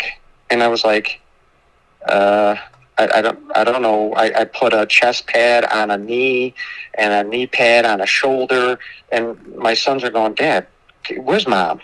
And I'm like, I said, "Listen, what do you want from me? I'm trying." So again, I'm going to be learning how to dress hockey players. So yeah, it's just been, and yeah, you realize what she did for so long, and I can't tell how much more you appreciate your wife and family. Yeah, for sure. And that coming from Mike Wheeler here on Wake Up Call with Dan Tortora. A final piece here, Mike. What do you want to say to OCC? I mean, 2 decades. What should they know? Well, just the opportunity, being thankful for an opportunity to start my career here and start the women's basketball program, 19, 20 years ago. And to be, to give me an opportunity to do what I love to do and teach and coach and, it's been great. And, to almost 2 decades of being part of this, it's been a great opportunity. So I'm thankful for that. And I'm excited for Kelly, to take over the program. It's so nice to have someone that played for you and someone that was on your staff for 7 years, to take over. I always call it was like my baby. I started at 20, and now you have someone taking over for you, and there couldn't be a better person to step in at this role, because she knows what it takes to win. She knows what program we've had. She's been part of the program, and she's worked with me for 7 years. So it's exciting to see her. It's kind of like, it's a new beginning, and I'm really excited for her in the program. Yeah, and I think it's going to be amazing for this, like you said. I mean, does it make you feel like it's in that to have it? And I understand that completely. It's your baby. My first show, MU courtside at Marywood University, that was my first baby, and to hand it off, to somebody, just hoping that they take care of it. For you to hand your baby off to somebody that you know, and somebody that worked on your staff, and somebody that played for you, do you almost feel like, okay, I don't know if I want to let go of this baby, but I know that you're going to raise them right? I mean, do you feel that Kelly almost gives you peace, so to speak? Yeah, there isn't a better way to put it than that. It's a great feeling, comforting, to know it's someone that is part of what you did. So it's really it's great to have that feeling and to know that the program's going to be going and continuing in the right direction. And I want to make a note here. We talk about our kids and these being our babies. Well, my mother is a very supportive and awesome woman and fantastic person and a great friend too. And she's always supporting her baby. And she just wrote out to you, "Best of luck, Coach. Enjoy your new journey." So if you're going to get an endorsement from anyone, I would say that my mother's a pretty good one to get. So I wanted to share that with you today. I appreciate that, and make sure you thank her for me. That's great to hear. I appreciate it. Coming from Mike Wheeler. Mike, we got plenty more stuff coming up here and some other things to do together. But for this morning, I want to thank you so much. I know you have a lot of stuff I'm sure you're taking care of, but God bless you as always, and thank you for letting me be a part of this journey and a part of whatever is to come. You know that you're always going to be welcome here, and you always have a place here, but thank you more than anything for the phone call. The level of respect and kindness and friendship that you've shown me is the thing that I value the most. So I know there's a lot more stuff we have to do and more ideas that I have, but I just want to say from the bottom of my heart, thank you for how you've treated me. And thank you for your time, because time is precious. Oh, thank you very much, Dan. And, I not only that, I think he is family. We've known each other for such a long time. And I appreciate all you do for the community as well, and the time and effort you put in. Thank you again. Absolutely. I look forward to talking with you soon. Now go rustle up those kids and get them all dressed and put the pads on the right way today, okay? Thanks a lot, Dan. All right, take care. Take care. Coming from Mike Wheeler once again here on Wake Up Call with Dan Tortora, where sports meets that he's going to get me emotional. So where sports meets that thing called life. I should probably go to commercial before I get emotional. So thank you to everything that you've done, Mike. And I know Chuck Wilbur, I believe, was listening this morning, and I'm just Chuck is just an amazing person too. And you work in this field long enough. I mean, this will be 18 years for me in November. Makes me sound like I'm 100 years old, but I'm only 35. I started when I was like 17, 18. So, being able to meet people like Mike Wheeler and like Chuck Wilbur, and it's just Dave Paziak. I mean, there's a lot of people, Rob Edson, rest in peace. The people that I met at OCC that I've had the time to be around and to get to know. It's been incredible, and Mike is such an amazing. He's just a great. He's always given me his time. And if it sounds like I don't have the exact words, it's because I don't. I think some people are worth more than the words that maybe you can give. And, the phone call that he gave me this week and the respect that showed and the family connection that showed and the honesty and the appreciation and just everything, I'll take that with me forever. So to hear him say this morning that he considers me family is one of the greatest honors in my life, and I'm going to take that, and I'm going to put that in my back pocket, and I'm going to keep it for a sunny day, and I'm going to keep it for a rainy day too. So thank you, Mike. Thank you for everything. And thank you for all that is to come. Mike Wheeler. It's hard. Y'all are between Gina Castelli at Lemoyne and Mike Wheeler at OCC, both women's basketball. It's selfishly I want them to coach forever, And as a friend, I know that I'm going to have him in my life forever, so it's okay either way. So I love you, and I appreciate you, and you know that, Mike. So thank you for all that you've done and all that you will do. And Kelly, let's get it. That's how I look at it. So I'm excited to talk to Kelly as well. So with that being said, we're going to take a step aside for a fast break. When we come back, Wake Up Call with Dan Tortora is right on schedule. We're going longer today because I refuse to take this giant menu that Ma and Pa's Kettle Corn and Popcorn Factory is presenting today and not give you every single flavor. So you can see that somehow I have donned today's American Power Play Week all in shades of red. Temple, Houston, Cincinnati, and SMU will all be joining me next, and I will have my video Q&As with them. So sit back, relax, and listen to this fast break, and we'll be back with plenty more from Wake Up Call as we finish off the American Power Play Week. Or do we? I may have a ace in the hole. We'll talk about that right after this on Wake Up Call, where sports meets life. Thank you so much for tuning in to the show and for being here with us every Monday through Friday from 9 a.m. to 11 a.m. Eastern Time on Facebook.com/LiveNowDT, as well as Facebook.com/WakeUpCallDT, YouTube.com/WakeUpCallDT, MixLR.com/WakeUpCallDT, and on WakeUpCallDT.com. From inside of the Cafe Football studios, I'm always thankful to talk with you.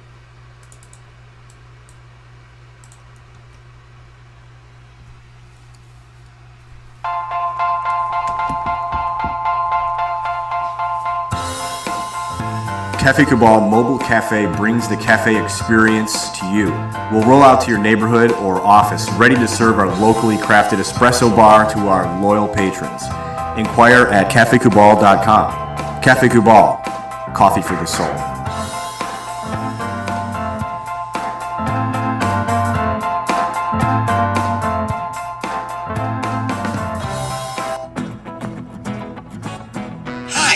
Amy from Mother's Cupboard, home of the whole frittata.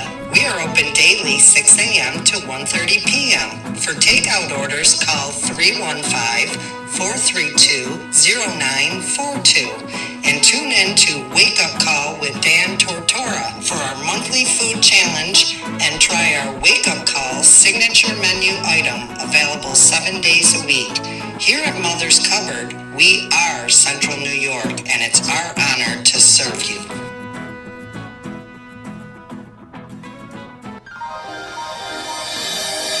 Ma and Pa's Kettle Corn and Popcorn Factory, located on 201 7th North Street in Liverpool, is home to over 40 flavors with more than 200 flavors in their total wheelhouse. Sky's the limit for this sweet and savory Central New York company. Keep it local at your parties, fundraisers, wedding showers, baby showers, and more by calling 315-450-MA-PA. That's 315-450-6272 for popcorn bars with custom flavors and colors at your upcoming event. Make sure to visit them on 201 7th North Street in Liverpool, New York. And for more information, go to maandpassnacks.com. Ma and Pa's Kettle Corn and Popcorn Factory.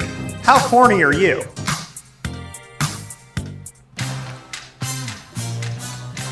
Here at Progressive Dental, we understand the importance of regular dental visits and preventive care. Cleanings and checkups are essential to good oral health. We have multiple locations in the southern tier, so come visit us in Binghamton, Enwell, Kirkwood, Montrose, and Norwich. For self-paying non-insured patients, we offer the Smile Plan, which covers all of your cleanings, x-rays, and exams for an affordable yearly price. Call 607-754-2273 or 607-754-CARE to make an appointment today. For more information, visit our website at progressivedentalny.com.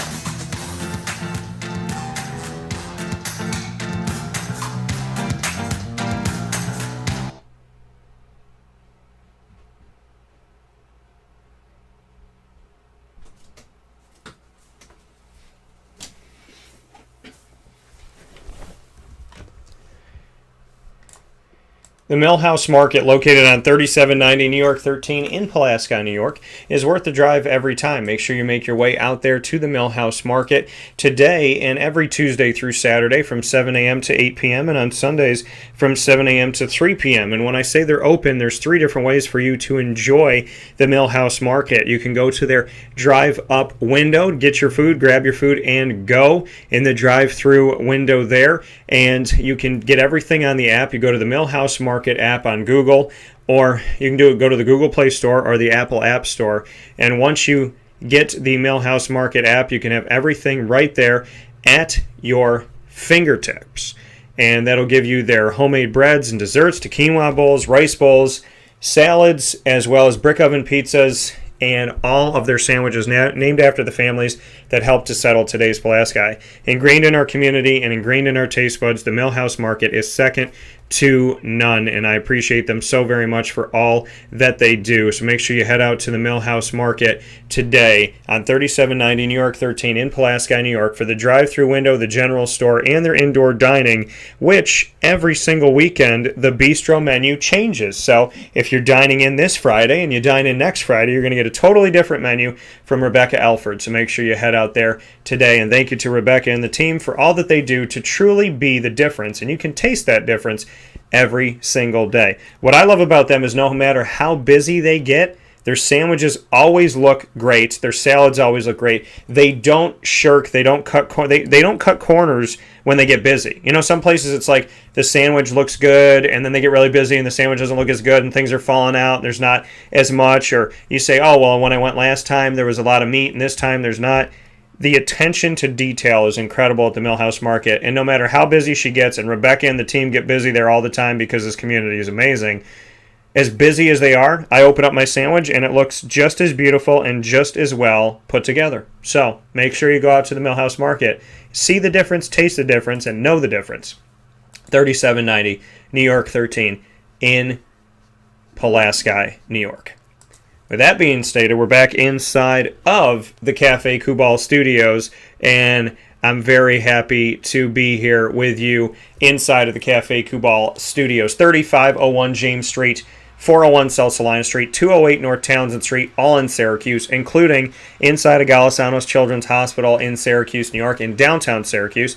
Thank you to all you're doing for the community, and may God continue to bless and help you in your work to protect our kids and help our kids, and God willing, give us the miracles and help us cure these wonderful, wonderful children and give them a beautiful, long, and everlasting life. So thank you for that, and thank you for Cafe Football being there to help out.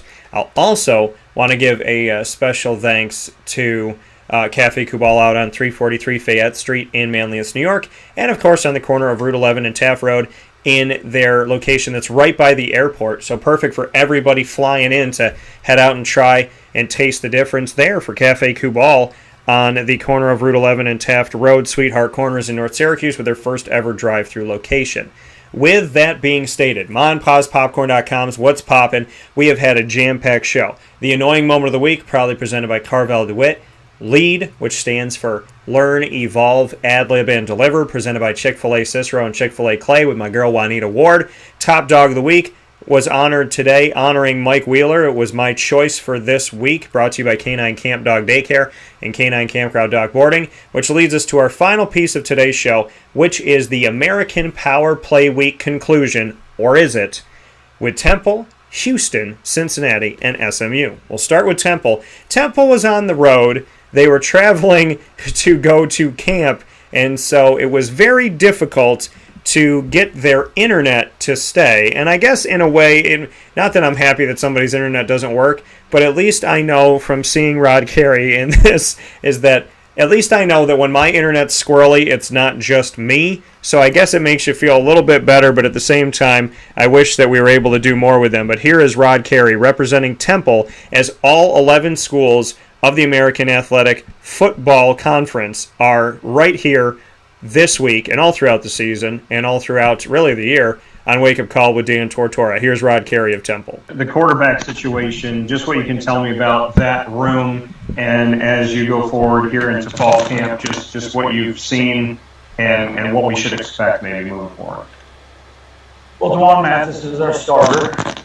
And Riel had a real good spring, along with a couple other guys that are younger and in there. But then Justin Lynch got on campus as well, and he looks really good. So I think there's going to be a good competition there for the backup role.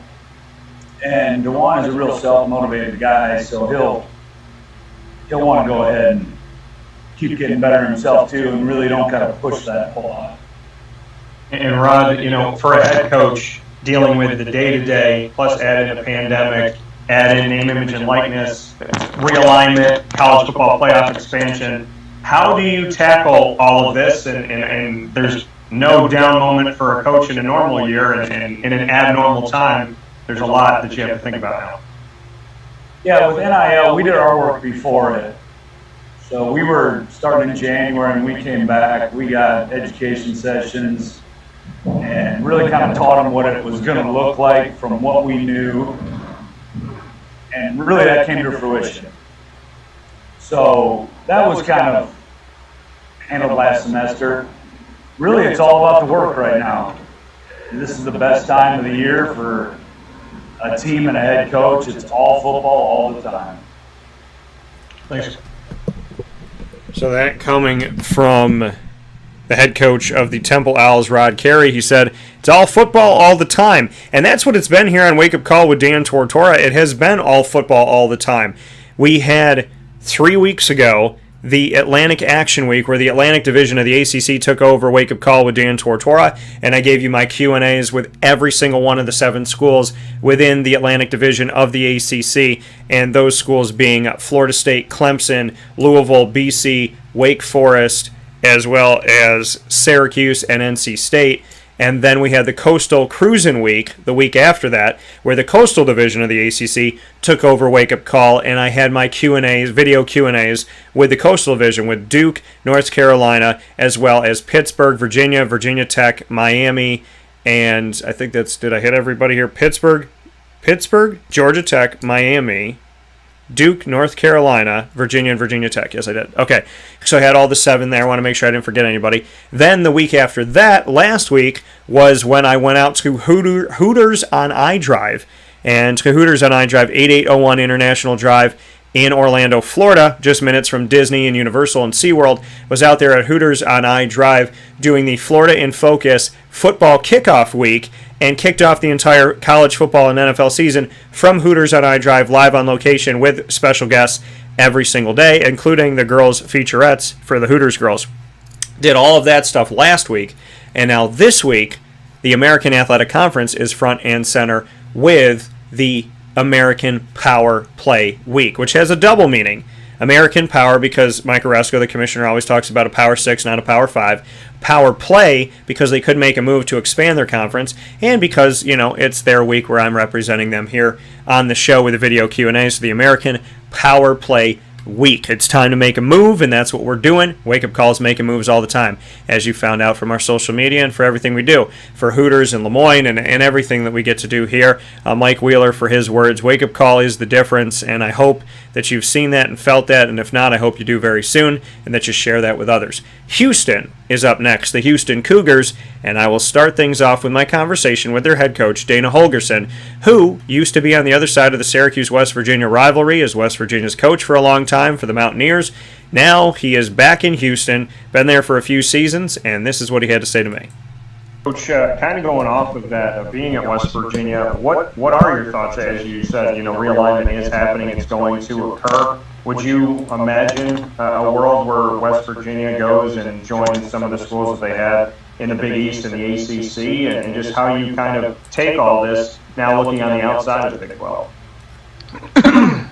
Well, I can't speak for where they're at right now, but you know, when I took this job at Houston, I knew that Houston was always going to be in the conversation no matter what. Houston's has great leadership with Renew Couture, with Tillman Fertitta as our chair, Chris Pesman as our athletic director. You know, our student body enrollment's upwards of about 72 to 73,000. Our academics are Tier 1 status. We're building a medical school. Our other sports programs are doing great. Football's, you know, been in a New Year's Six Bowl in the past and will be there again. So Houston will be in that conversation is the only thing that I can say. And then as far as the college football playoff expansion, your thoughts on 12 and what that means for the American? Yeah, it's a no-brainer to me. I mean, I've always felt like it was a no-brainer. I'm not going to go as far as my buddy Mike Leach says, where we got to get 64 teams and have a massive playoff. But 12 makes sense. I've said 16 makes sense to me.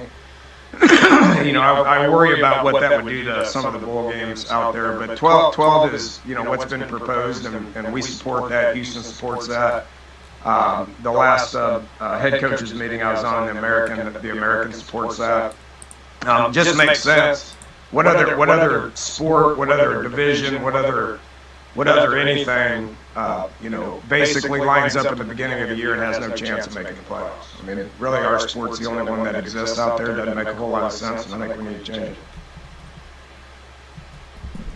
it. Loving those words from Dana Holgerson. What other sport lines up at the beginning of the year and has no chance of making the playoffs? So I think he made himself pretty clear, and I like it. I like it a lot. So I'm excited about it. I'm excited about an expanded playoff, 12-team playoff, hoping that is where we go, and I think it'll be good for all of us. And so with that being said, I'll head into the Houston players now and have an opportunity to share those with you.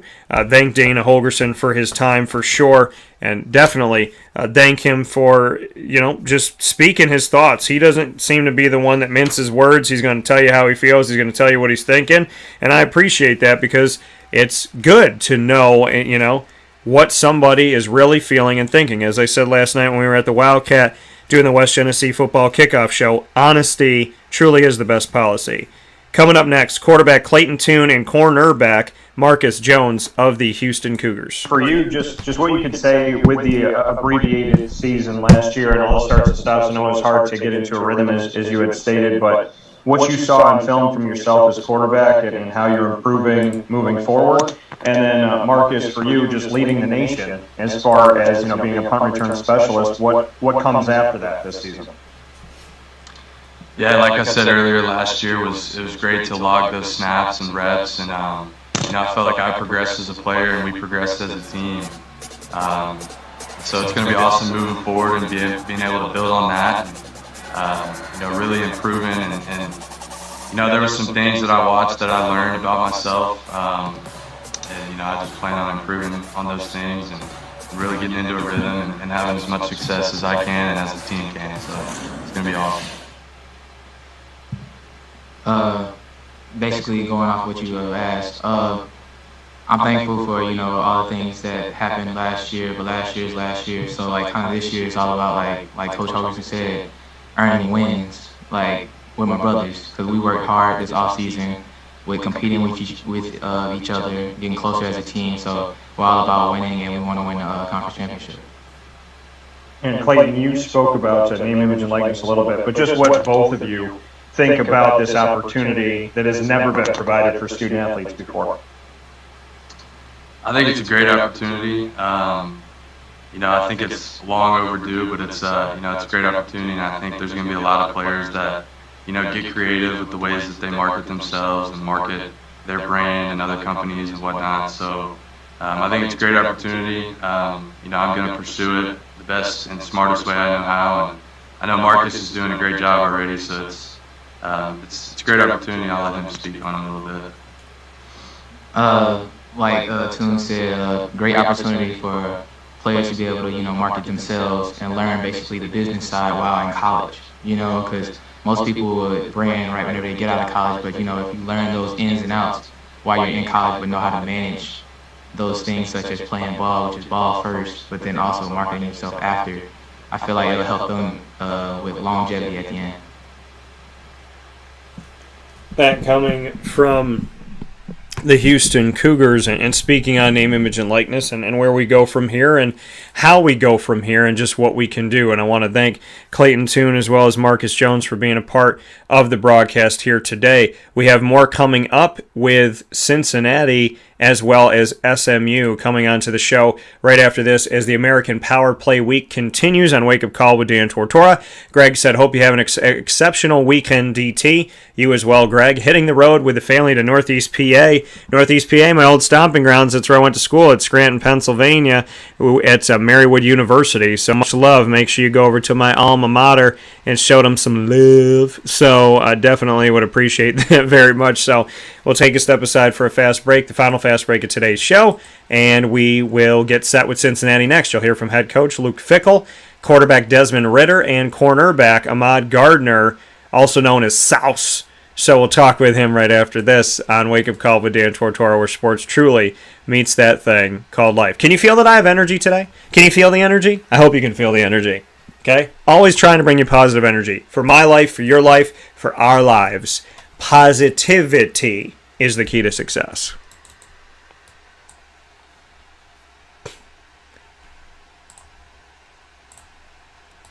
Avicoli's, located on the corner of Route 57 and Wetzel Road in Liverpool, New York, is your neighbor. Located right down the road from Liverpool High School. They're literally within walking distance from Liverpool High School, and we are proud that every single month we have the Liverpool High School Warriors there with us, covering their student athletes, their coaches, and their administration at Avicoli's every single month, on site, on location, for our Liverpool Warriors exclusive sit-down show.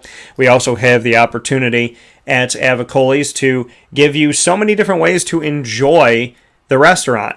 The pizza casual side, as well as the fine dining side, and of course their bar and their outdoor dining. You can enjoy so many different angles of Avicoli's, and of course you can call them for takeout, delivery, and catering by calling 315-622-5100. That's 315-622-5100 for Avicoli's, and you can order online, which I did a few days ago, at myavicolis.com. And thank you to everybody that supported them in the community, especially through the last 18 months. Has been fantastic. So thank you for that. K9 Camp Dog Daycare and K9 Kampground Dog Boarding.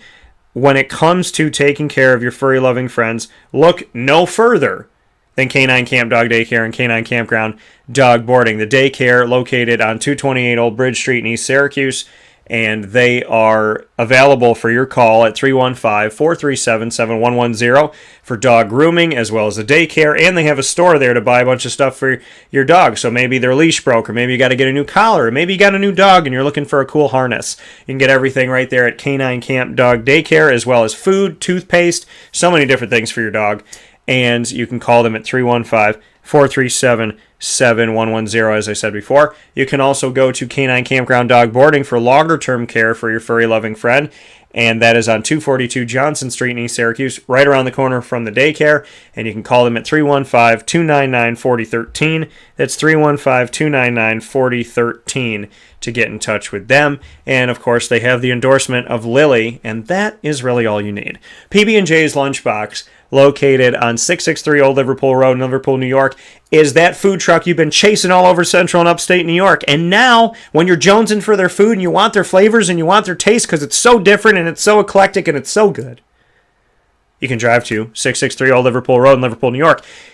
Being a food truck is amazing. Having a year-round street-side cafe makes it doubly as incredible, and they're minutes from Destiny USA, minutes from the Parkway, minutes from the highway and the thruway, centrally located for you on 663 Old Liverpool Road in Liverpool, New York. PB&J's Lunchbox open Monday through Saturday from 9 a.m. to 7 p.m. for breakfast, lunch, and dinner, and you can order whatever you want off the menu all throughout the day. So you can have breakfast for lunch, lunch for dinner, dinner for lunch, breakfast for lunch. I'm trying to jump around and find all the connections here, but there's so many different things you could have at PB&J's Lunchbox. And, of course, Victory Sports Medicine and Orthopedics, 791 West Genesee Street in Skinny Atlas, New York, located minutes from Skinny Atlas Lake. Victory Sports Medicine and Orthopedics, I've trusted them for almost a decade, going out to them, and be it for preventative care, rehab, physical therapy, and or surgery, laser therapy, Victory Sports Medicine and Orthopedics is there for you today to help you get one step closer to your path to victory. They listen, they care, they sit with you, and they walk you through the process. It's hard to find a doctor to do that anywhere in the world. Victory Sports Medicine and Orthopedics cares, they listen, and they are right there for you in every step of the process. They help you have options and to figure out what you can do, and they allow you to be a part of the process. I can't say enough about Victory Sports Medicine and Orthopedics. That's why I go out there. 791 West Genesee Street in Skaneateles, New York. Call them today for your appointment. Any injury head to toe, make that phone call. 315-685-7544. That's 315-685-7544. Up next on the docket here on Wake Up Call with Dan Tortora are the Cincinnati Bearcats. And first and foremost, my conversation with Mr. Luke Fickell here on the broadcast, the head coach of the team, somebody who I thought should have been in the college football playoff last year. Well, here is Mr. Luke Fickell with plenty to talk about here in the American Power Play Week on Wake Up Call with Dan Tortora inside the Cafe Kubal studios, featuring now the Cincinnati Bearcats. Coach, looking at the 12-team playoff, obviously last year made a case to be in the college football playoff. Your team did. Just what you could say about the expansion and what that means for the American and for Cincinnati. Well, it's really, as a coach, I don't think I'm looking 3 years ahead. So I haven't spent a whole lot of time, other than in recruiting. It's something we've definitely talked about because, recruiting-wise, that's the thing that you're kind of looking at 2 and 3 years ahead. So for us immediately, it's really hard to, for the Desmond Ritters and the Majay Sanders and all these guys to talk about the expansion of the playoffs, it doesn't do a whole lot for us right now. So we try to, with all the things that are going on, we're trying to stay real focused on, hey, what's the now, what's the immediacy, let's handle all these other things that people are talking about and make sure we're focusing on what we need to do for 2021. And in the now, you obviously have made the decision to stay with Cincinnati and grow this brand and grow this program. Why continue to stay in Cincinnati when you come up in conversations year to year as far as potential jobs? I think for me, the thing that's important to me is the family. I mean, this is a great place. And I don't just mean that as a university. I mean the community, the city. There's a lot of amazing things that fit really well for us, for me, the family, and things like that.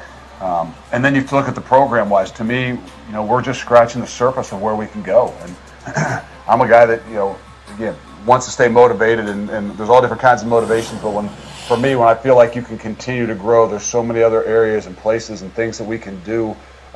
It keeps me really motivated. So for me, heck, we're only scratching the surface. And 3, 4, 5 more years. I really believe we can take this thing from a really, really good football team having a chance to be in the top 10 like we were last year to truly a top 10 program that can do it year in, year out.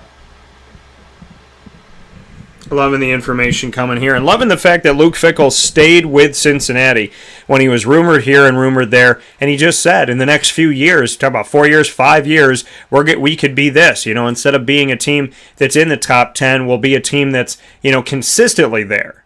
I love it. I love it. I hope for it. I look forward to it.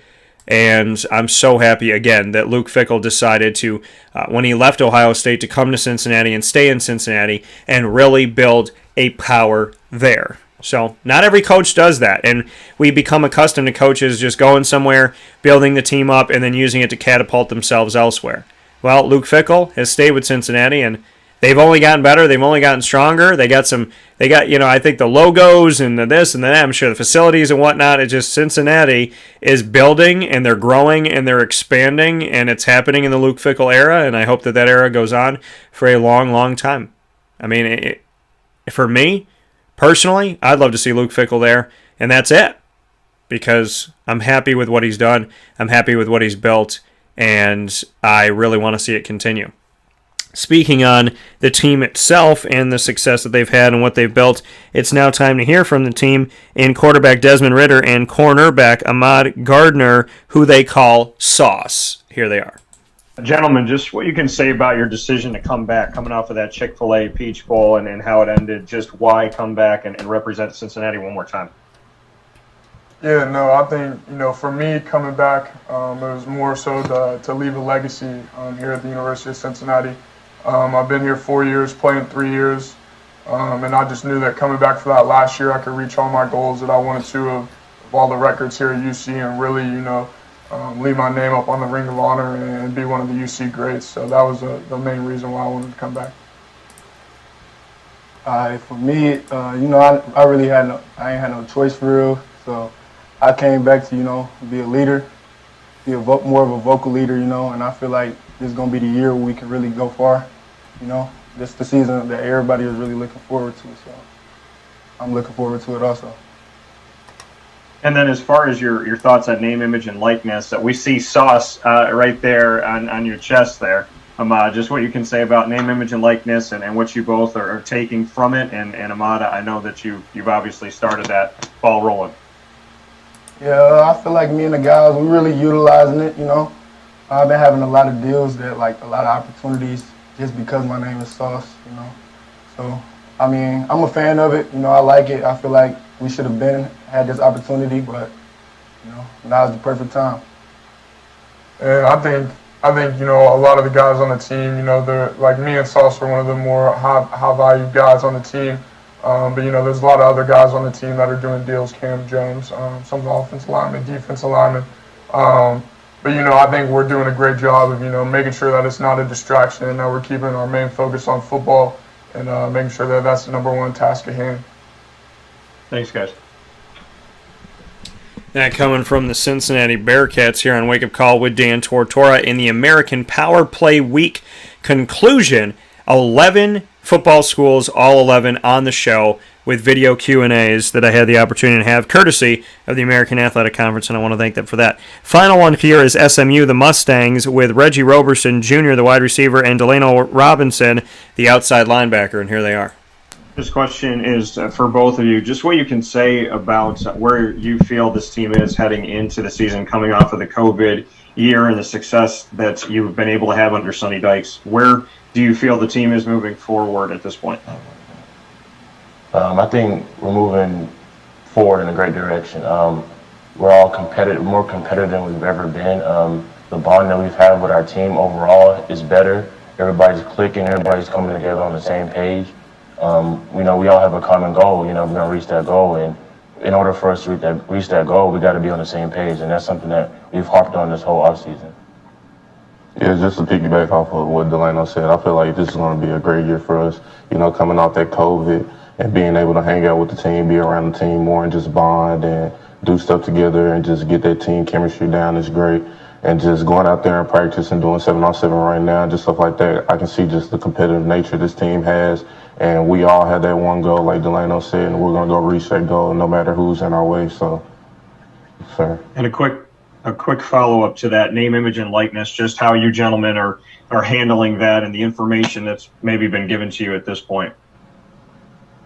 For me, with the name, image, and likeness, you can't go out there and just sign every deal. I appreciate, everybody reaching out to me and just giving me the opportunity to, make money off my name, image, and likeness. But, you just got to sit down, find the right deal for you, and just make sure that everything's in line to make some good money off your name. So. Yeah, and just to piggyback off what you're saying, I think it's a great opportunity just for athletes just to, make money off their name. But I think, like Reggie was saying, you got to be smart with what you do. Reading the contracts, reading it, going through our compliance team, just making sure everything fits right. That coming from Delano as well as Reggie here of SMU, which gives us all 11 representatives of the American Athletic Conference in American Power Play Week, getting you ready for the college football season. Like I said, for the past month, we have been doing specials. We did the Atlantic Action Week with the ACC Atlantic Division, video Q&As with all 7 schools. The Coastal Cruising Week with video Q&As with all 7 schools in the ACC Coastal Division. Last week down at Hooters iDrive in Orlando, Florida, kicking off the week with special guests all week sitting in with me and the Hooters girls being there and us being on site on location in Orlando, Florida, right there on iDrive on 8801 International Drive and doing the show out there. And then this week with the American Power Play Week, speaking with all 11 schools of the American Athletic Conference. So I want to give a special thank you to SMU, to Delano Robinson, as well as Reggie Roberson. I want to give a special thanks to Tulane head coach Willie Fritz, quarterback Michael Pratt, inside linebacker Nick Anderson, and go back to Delano, outside linebacker Reggie, a wide receiver for SMU, respectively. Cincinnati, I want to thank Luke Fickle, as well as their head coach, as well as quarterback Desmond Ritter and cornerback Ahmad Sauce Gardner. Houston, I want to thank head coach Dana Holgerson, quarterback Clayton Toon, and cornerback Marcus Jones. UCF, I want to thank head coach Gus Malzahn, as well as quarterback Dylan Gabriel and defensive tackle Kalia Davis. I want to thank Memphis's head coach Ryan Silverfield, wide receiver Kelvin Austin III, and free safety Quindell Johnson. I want to thank Temple's head coach Rod Carey. I want to thank Navy's head coach Kenya Matalolo, as well as free safety Kevin Brennan from Navy, and I want to thank them both for their service above everything. I want to thank East Carolina's head coach Mike Houston, quarterback Holton Ahlers, and cornerback Jaquan McMillian. I want to thank South Florida's head coach Jeff Scott, as well as their left guard Demetrius Harris and free safety Mekhi LaPointe. And I want to thank Tulsa's head coach Philip Montgomery, wide receiver Keelan Stokes, and defensive tackle Jackson Player for all being a part of American Power Play Week this week. And with that being said, I said we were done with American Power Play Week, or are we? I have a little secret, a little ace in the hole, a little trick up my sleeve. Starting off next week, SMU Mustangs, which is why we ended with them, so we could begin with them on Monday, August 30th. I have a sit-down, just him and I, video Q&A, separately put together, a sit-down one-on-one conversation with Sonny Dykes of the SMU Mustangs. Their head coach joins me for an expansive interview this Monday, August 30th. And plenty more to come, as believe it or not, it's kickoff week for Syracuse football, and I got a lot of videos and audio and conversations coming up for you folks. I got you set for Syracuse's upcoming week to kick off the season. September 4th, on the road at Ohio. Plenty coming up next week on the show. Cannot wait. Oh, and I made a little announcement yesterday, and I figured I would just sip out of this cup. Wake Up Call with Dan Tortora and Dan Tortora Broadcast Media will be the first ever in school history multimedia marketing partner of Lemoyne College and Dolphins athletics. I'm honored. I'm thankful. I'm privileged. God is great. And never give up on your dreams. Watch the videos. Check out the article that Lemoyne wrote. And we made national news. And you can check that out as well. I'll be sharing that link on Facebook at WakeUpCallDT, Twitter at CallDT, and Instagram at WakeUpCall_DT. I am so thankful. Thank you to Bob Beretta. Thank you to Linda Lemura. Thank you to everybody over at Lemoyne. This mug just looks good. This mug has actually been sitting in the studio for over a week. It's been sitting here. And it's literally right off camera. And I couldn't show it to you. Okay? It's literally been sitting right here. And I had to wait until today to do this. So, because we made the announcement on August 26th, my Grandpa Cavino's birthday, at 2:13 p.m. Because his number and my number show up together all the time. 21 for me, 13 for him. 2:13. That's why I did it at 2:13 p.m. So, check out the videos. They're on youtube.com/wakeupcalldt. You can check them out on Facebook at wakeupcalldt, Twitter at calldt, and Instagram at wakeupcall_DT. I'll be sharing them again today. Big news as Wake Up Call with Dan Tortora and Dan Tortora Broadcast Media becomes the first ever in-school history multimedia marketing partner of Lemoyne College, setting a precedent for colleges and universities all over the country to work with my business, to work with us in our uniqueness, our difference, our positivity, our passion, our faith, our honesty, and our way. Wake Up Call is different. Dan Tortora Broadcast Media is different. And I look forward to bringing that difference to your business. So get in touch with us, dtstays@gmail.com. And, of course, we'll see you on the road. And we'll see you here in the community. Many thanks to Carvel DeWitt for the Annoying Moment of the Week, Chick-fil-A Cicero and Chick-fil-A Clay for Lead, Learn, Evolve, Ad-Lib, and Deliver, Juanita Ward for being a part of that with me, and continued prayers for Jimmer Sikowski on a healthy, beautiful, wonderful, happy, safe life where time goes by slowly and is fun and is long, and God willing that we find a cure for him and with everyone with ALS and with everyone with any type of ailment, with COVID, with AIDS, with cancer, literally anything, a broken heart. My prayers and my hopes go to all of you. I'm going to give you another one. And to Jimmer Sikowski, who I love, who is a member of my family. So, much love to Jimmer. The Light Between Us, we've done 2 specials with that, Chick-fil-A Cicero and Chick-fil-A Clay. I'll share those as well on our social media, and you can find them on youtube.com/wakeupcalldt with so many other shows.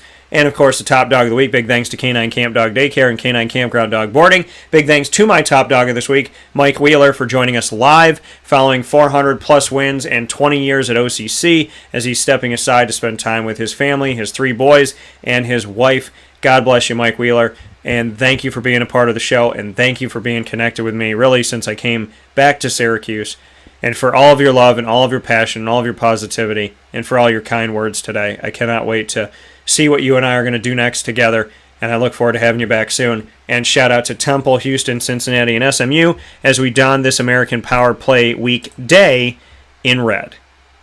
In the meantime, I hope you have a great day, a great weekend. I'll see you at FanFest if you're coming out to that in the Dome. Come say hi. And as always, God bless, no stress, do your best. Be good, everybody. Believe in your dreams.